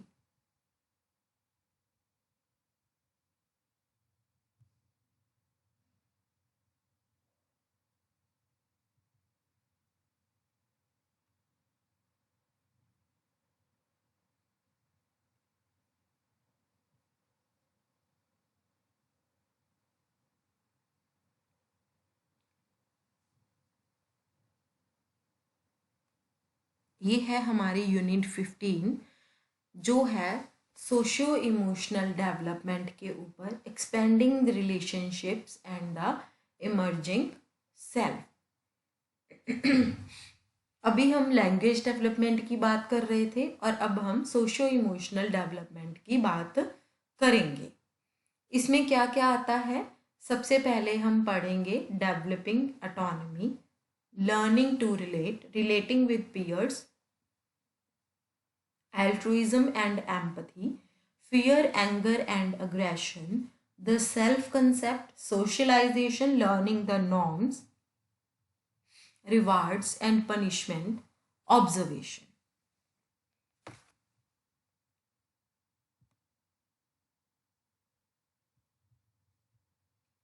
सबसे पहले हम देखेंगे डेवलपिंग ऑटोनॉमी।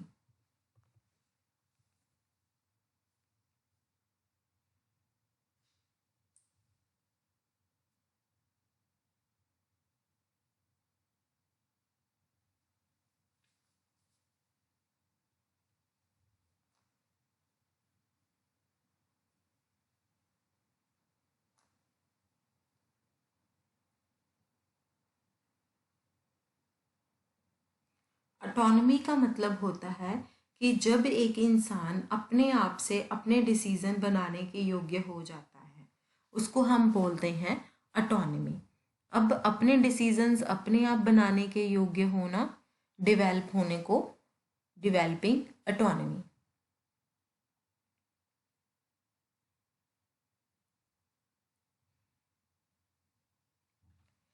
कहते अब यहाँ पर सबसे ज़्यादा स्ट्राइकिंग क्या है, सबसे ज़्यादा खड़कने वाली बात ये है कि बहुत सारे टॉडलर्स ऐसे होते हैं कि वो एक वर्ड को डिस्कवर कर लेते हैं जो वर्ड है नो, और वो इसको कभी कभी जब भी उनका मन करता है वो इसको यूज करते हैं।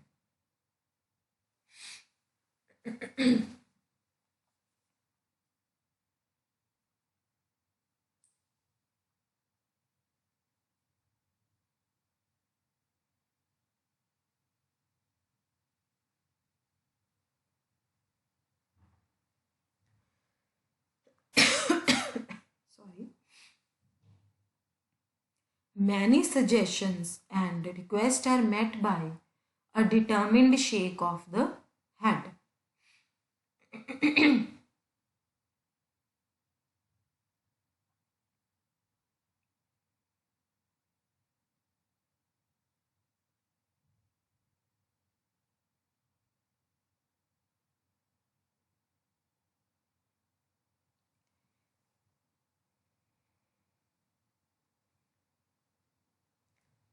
कहते कि ऐसा लगता है जैसे कि उनका हर दूसरा जो सजेशन है वो इसी शब्द से शुरू होता है।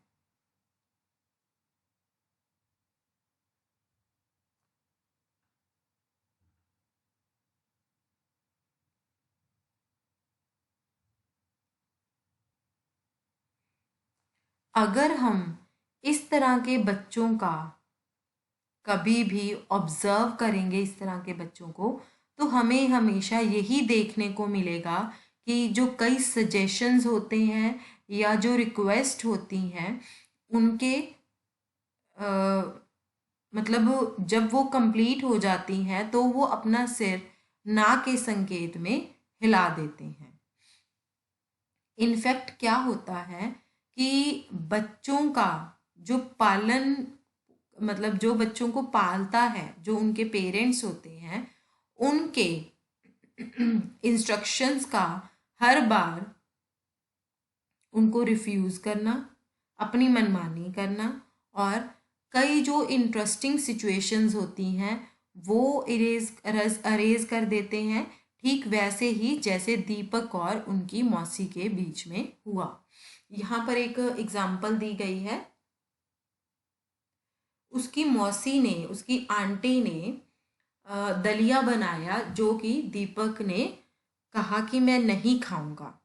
दीपक उसकी मौसी के द्वारा बनाया हुआ दलिया नहीं खा रहा था। उसकी मौसी ने उसको बहुत मनाने की कोशिश की, उसको पुचकारा भी, उसको मुस्कुराकर बुलाया भी और हार कर गुस्सा भी दिखाया, परंतु उसका कोई भी जो उसने प्रयत्न किए थे वो दीपक को दलिया खाने के लिए मना नहीं सके। वो हर बार नहीं में जवाब देते हुए बोतलों के ढक्कनों से खेलता रहा। मौसी हार कर लौटने ही लगी थी कि उनको एक तरकीब सूझी। उन्होंने बहुत ही गंभीरता से दीपक से कहा, अच्छा तो मैं रसोई में जा रही हूँ और तब तक ये दलिया बिल्कुल मत खाना, ठीक है? ऐसा कहते हुए वो रसोई की ओर जाने लगी। मौसी के व्यवहार में ऐसा चेंज से दीपक का ध्यान उनकी ओर आकर्षित हो गया और वो कुछ सोचते हुए उनकी ओर देखने लगा। वो अब आधे रास्ते में भी नहीं पहुंची थी कि दीपक ने अपना खेल छोड़ा और शरारत भरी नजरों से मौसी को देखते हुए दलिया खाने लगा।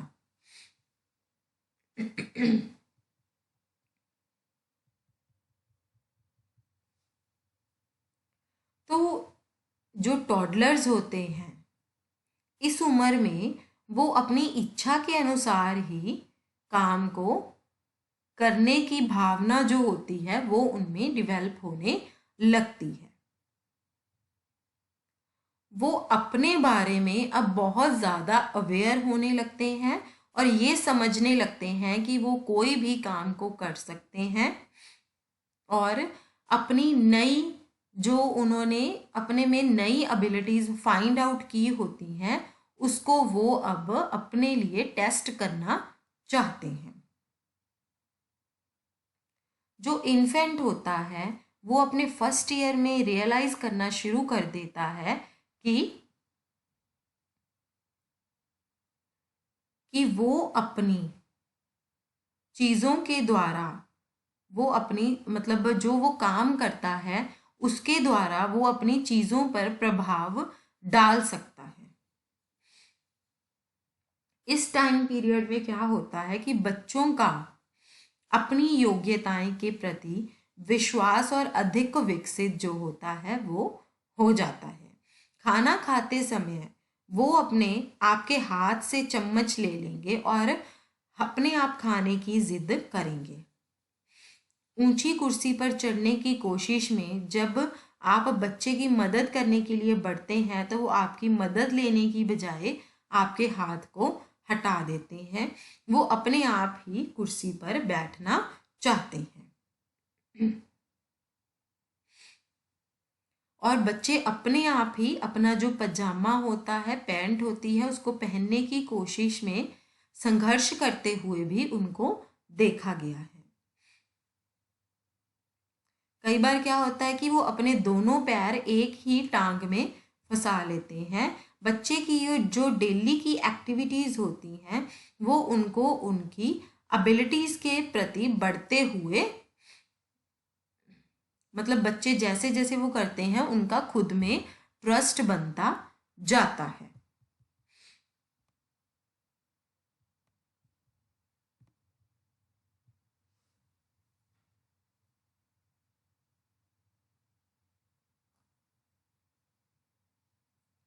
बच्चों की जो क्यूरियोसिटी होती है वो और कुछ कर पाने की बढ़ती हुई योग्यता परस्पर मिलकर उनके संसार को रोचक बना देती है। यहाँ पर हमेशा कुछ ना कुछ नया होता है डिस्कवर करने के लिए और कुछ ना कुछ नया होता है ट्राई करने के लिए। कहते जब हम एक टॉडलर को बिल्कुल सब कुछ एक्सप्लोर करने के लिए फ्रीली अलाउ कर देते हैं तो उसमें एक सेल्फ कॉन्फिडेंस जो होता है वो डेवलप हो जाता है। इस तरह की जो एक्सप्लोरेशन होती है वो बच्चे में एक सेल्फ वर्थ की सेंस लाती है और बच्चे में कंट्रोल भी आना शुरू हो जाता है। तो बच्चे में क्या है जब फिर बच्चे में ऑटोनॉमी जो है वो डेवलप हो जाती है। यहाँ पर ऑटोनॉमी का मतलब लिखा हुआ है कि एक बंदा अपनी चॉइस के अकॉर्डिंगली अपने काम को करने के योग्य हो जाता है।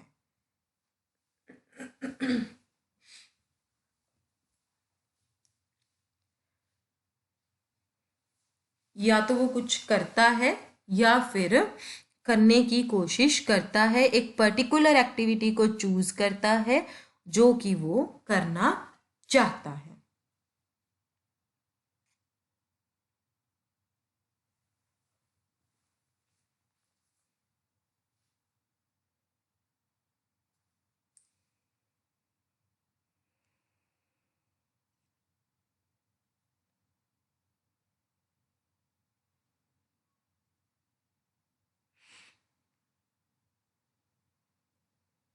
ऑटोनमी से यहाँ क्या मतलब है कि अपने आप चुनकर अपनी इच्छा के अनुसार कुछ करना। दूसरे शब्दों में हम कह सकते हैं कि अपना चुनाव स्वयं करना। मतलब अलग अलग जो सिचुएशंस हैं उनमें काम करने या ना करने का डिसीजन अपने आप से लेना। अब कहते जो ऑटोनमी है उसका डेवलप होना भी बहुत ज़्यादा इम्पॉर्टेंट है क्योंकि वो ये तय करता है कि कोई भी पर्सन किस हद तक ये महसूस करता है कि वो सिचुएशंस और हैपनिंग्स पर कितना ज़्यादा प्रभाव डाल सकता है और किस हद तक वो लाइफ की सिचुएशंस को अपने नियंत्रण में रखता है। अगर कोई व्यक्ति किसी भी परिस्थितियों का सामना करने की अपनी योग्यता पर संदेह करता है तो उसका परिस्थितियों से निपटना और अपने जीवन को स्पेंड करने का ढंग जो है उस व्यक्ति से जिसे कि अपनी योग्यताओं पर विश्वास है बिल्कुल अलग होगा।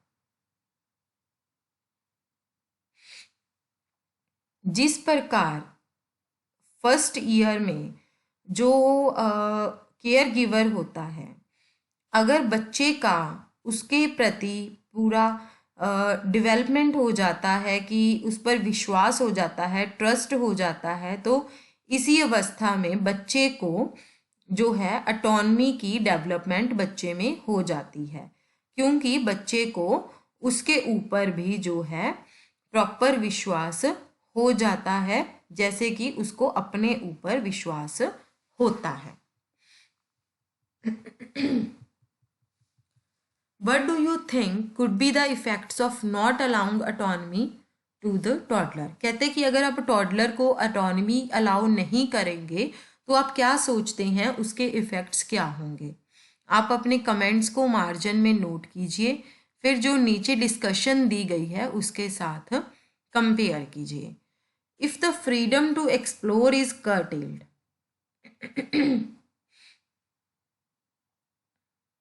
कहते कि अगर बच्चे को जो फ्रीडम दिया गया है,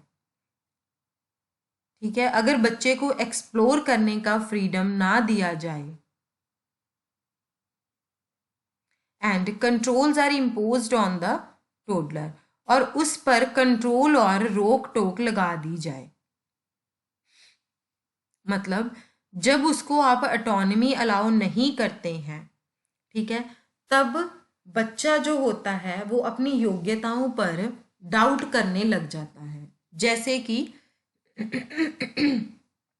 एग्जाम्पल दी गई है, ऐसे कमेंट्स रिपीट करने लग जाता है, no don't touch that you will spoil it.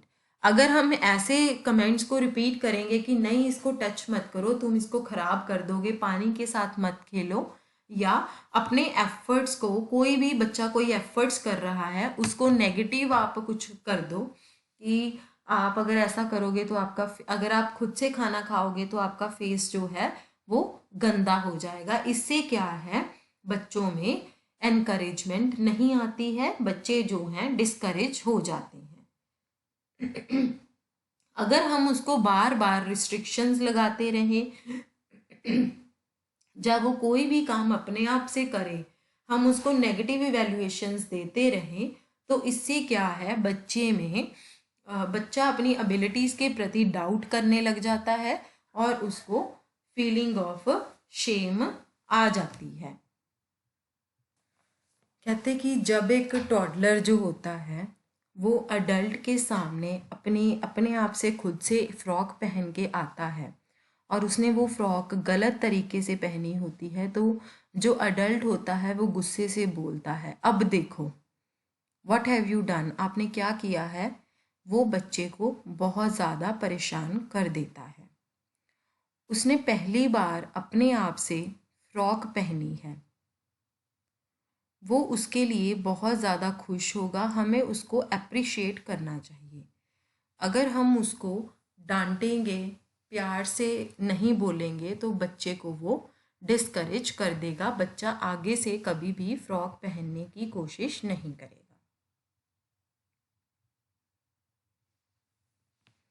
One can not stem the toddler's exploration and neither is it desirable to do so.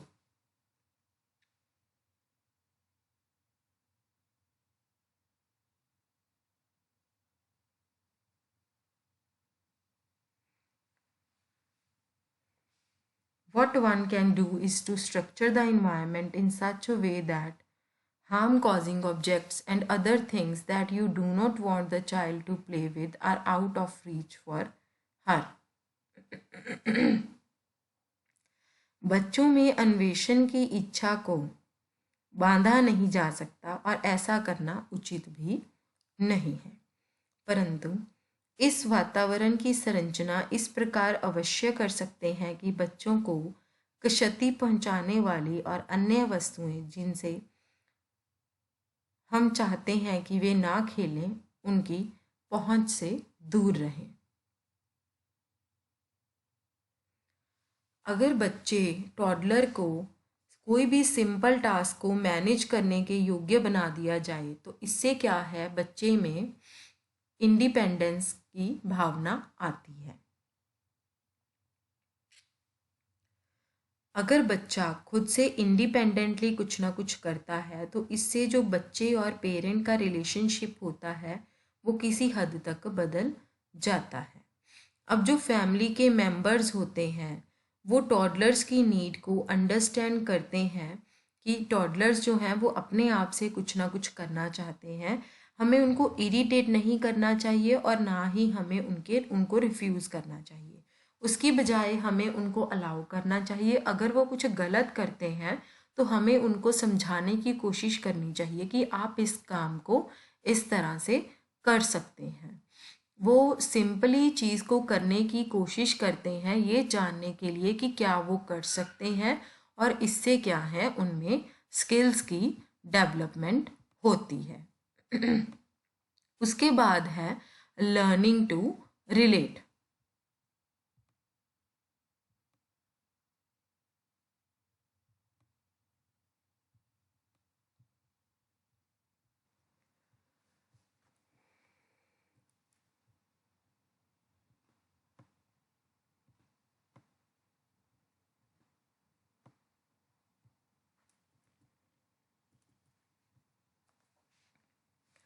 जब टॉडलर्स घर पर होते हैं तो वो बहुत सारे लोगों के साथ कांटेक्ट में आते हैं। जब वो नेबरहुड में होते हैं तब भी वो बहुत सारे लोगों के कांटेक्ट में आते हैं और उन सब के साथ उनका एक इमोशनल बॉन्ड जो है वो बन जाता है।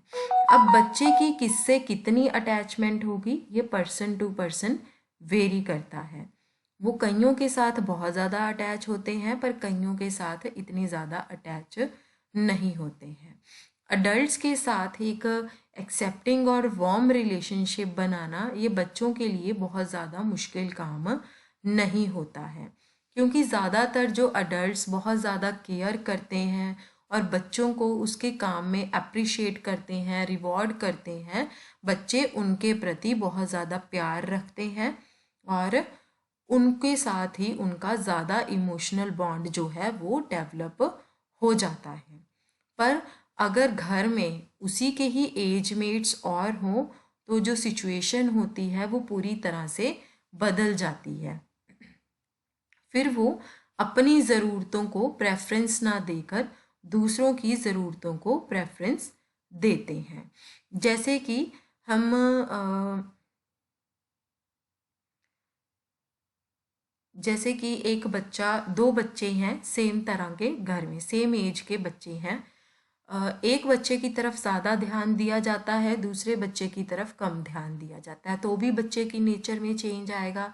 अगर दोनों बच्चों की तरफ एक बराबर ध्यान दिया जा रहा है तो भी बच्चों का जो इमोशनल बॉन्ड है उस पर बहुत ज़्यादा इफ़ेक्ट पड़ेगा ही पड़ेगा।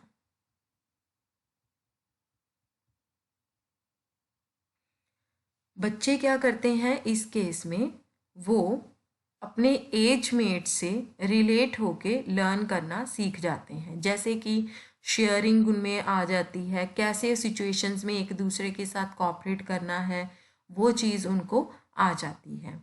ये जो पॉजिटिव सोशल बिहेवियर होता है ये दूसरों के द्वारा बच्चों को जो दूसरे लोग होते हैं वो जल्दी एक्सेप्ट कर लेते हैं जिस बच्चे का ऐसा पॉजिटिव सोशल बिहेवियर होता है। अब हम पढ़ेंगे रिलेटिंग विद पीयर्स। कहते रिसर्च हुई हैं काफ़ी ज़्यादा, उन्होंने ये दिखाया है कि जो इन्फेंट्स होते हैं वो दूसरे इन्फेंट्स में ही अपना इंटरेस्ट दिखाते हैं जबकि वो 6 मंथ्स की एज के होते हैं। अगर दो बच्चों को एक साथ इकट्ठे कहीं रख दिया जाए, वो तो एक दूसरे की तरफ ही देखेंगे, स्माइल करेंगे और एक दूसरे को टच करने की कोशिश करेंगे।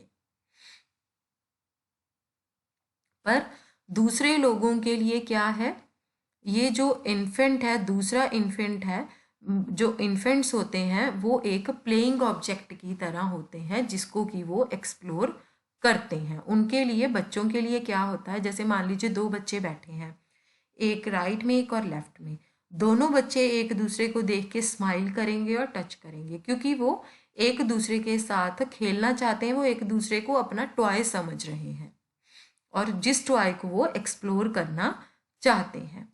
टॉडलरहुड पीरियड में क्या होता है, बच्चे थोड़े से अवेयर हो जाते हैं, वो दूसरे इन्फेंट्स को पर्सन समझने लग जाते हैं और उनके साथ सोशल इंटरेक्शंस जो होती हैं वो शुरू कर देती हैं।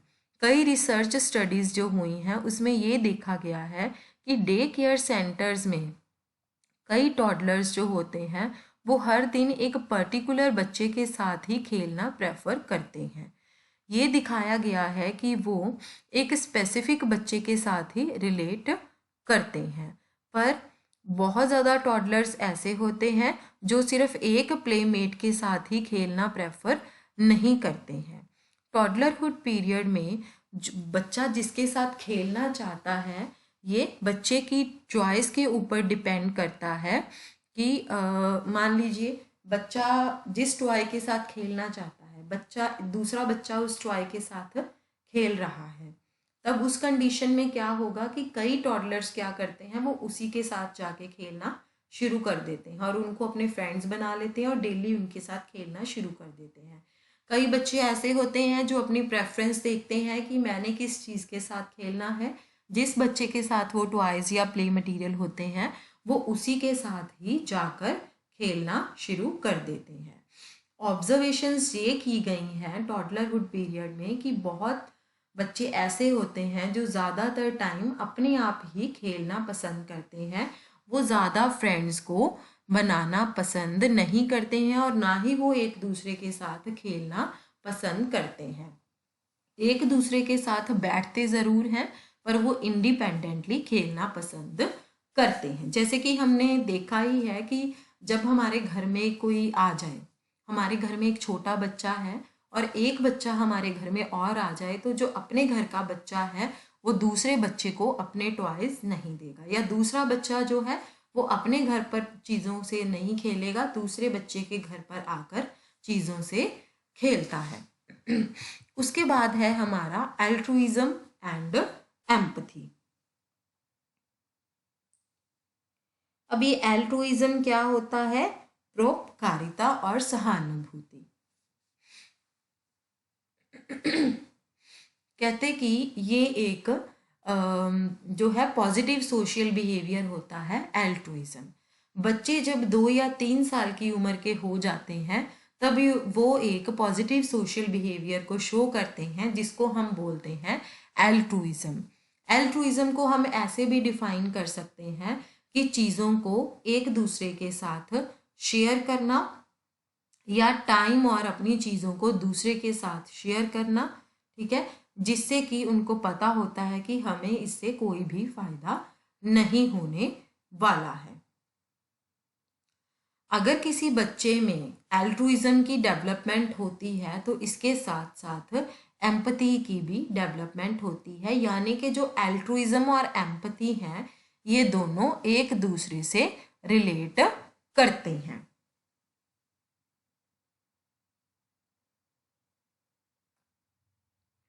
एम्पथी का मतलब यहाँ पर ये होता है कि हम दूसरे बंदे की जब इमोशंस को रिस्पॉन्स करते हैं, जैसे कि एक पर्सन रो रहा है तो दूसरा भी रोने लग जाता है। जैसे मान लीजिए कोई एक अडल्ट रो रहा है तो कई बार बच्चा भी रोने लग जाता है। इसका मतलब ये होता है कि बच्चा उसकी इमोशंस को देखकर सिमिलरली वैसे ही फील करना शुरू कर देता है और उसके साथ रो कर वो उसको एम्पथी दे रहा होता है।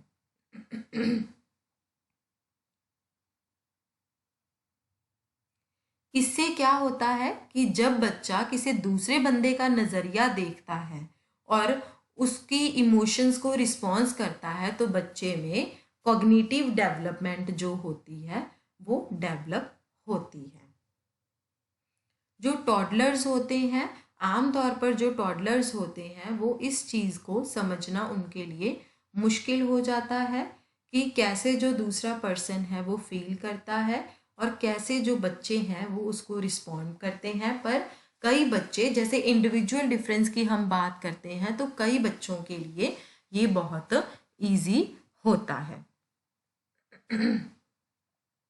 जैसे मैंने आपको एग्जाम्पल दी थी सैड की, ठीक है, इन्होंने भी यहाँ पर यही एग्जाम्पल लिखी हुई है कि जैसे दूसरा बच्चा या जैसे एक बच्चा दूसरे बच्चे को या किसी बड़े को उदास देखता है तो कई बार टॉडलर या तो उसको हग करता है या किस करता है और उसको अपने टॉयज देकर बहलाने की कोशिश करता है। यानी कि जब कोई बंदा डिस्ट्रेस होता है, स्ट्रेस में होता है, तब वो उसके इमोशंस को रिस्पॉन्स करता है और वो उसके इमोशंस को कंफर्टेबल सिचुएशन में लाने के लिए उसको अपने टॉयज देकर हेल्प करता है। एक एग्जाम्पल भी दी गई है कि पिंटू 2 साल का बच्चा था जो कि रितु के साथ खेल रहा था और बाद में उसको रितु को हर्ट हो गया और उसने रोना शुरू कर दिया। पिंटू ने उसको चुप करवाने की कोशिश की, पर जब रितु चुप नहीं करी तो पिंटू अपनी मदर को लेके आया उसको रितु को कंफर्ट करने के लिए। मतलब यहाँ पर ये बताया गया है कि रितु को देखकर जो पिंटू था वो भी ज़्यादा स्ट्रेस में आ गया, तो वो अपनी मदर को लेके आया ताकि रितु जो है वो काफ़ी ज़्यादा कंफर्ट फील कर सके। उसको लगा कि रितु जो है उसकी मदर को देख के कंफर्ट उसको मिल जाएगा। अब दूसरा बच्चा चिंकी ने दूसरे बच्चे की इमोशंस को देखकर काफ़ी ज़्यादा अच्छा रिस्पॉन्स दिया। वो रूम में खेल रही थी, उसके अंकल आए, वो वहाँ पर बैठे, एक थॉटफुल और ट्रबलफुल एक्सप्रेशंस थे उनके फेस के ऊपर। जब चिंकी खेल रही थी, चिंकी ने अपने अंकल से बात करने की कोशिश की पर उसके अंकल ने उनको रिप्लाई नहीं किया। चिंकी को लगा कि उसके अंकल का बिहेवियर जो है काफ़ी डिफरेंट है, तो चिंकी बीच बीच में अपने अंकल को खुश करने की कोशिश कर रही थी। काफ़ी टाइम बाद क्या है, उसने अपनी फेवरेट डॉल को उठाया और अपने अंकल को ऑफर किया और उसने ये एक्सपेक्ट किया कि उसके अंकल जो हैं वो खुश हो जाएंगे जब वो उसकी डॉल को ले लेंगे। इस एज पे क्या है, टॉडलर्स को ज़्यादा तो कुछ समझ में नहीं आता, पर वो दूसरे बंदे को हेल्प करने के लिए वो करते हैं जो उनको सही लगता है कि दूसरे बंदे को कंफर्ट मिलेगा। encouraging altruism and empathy।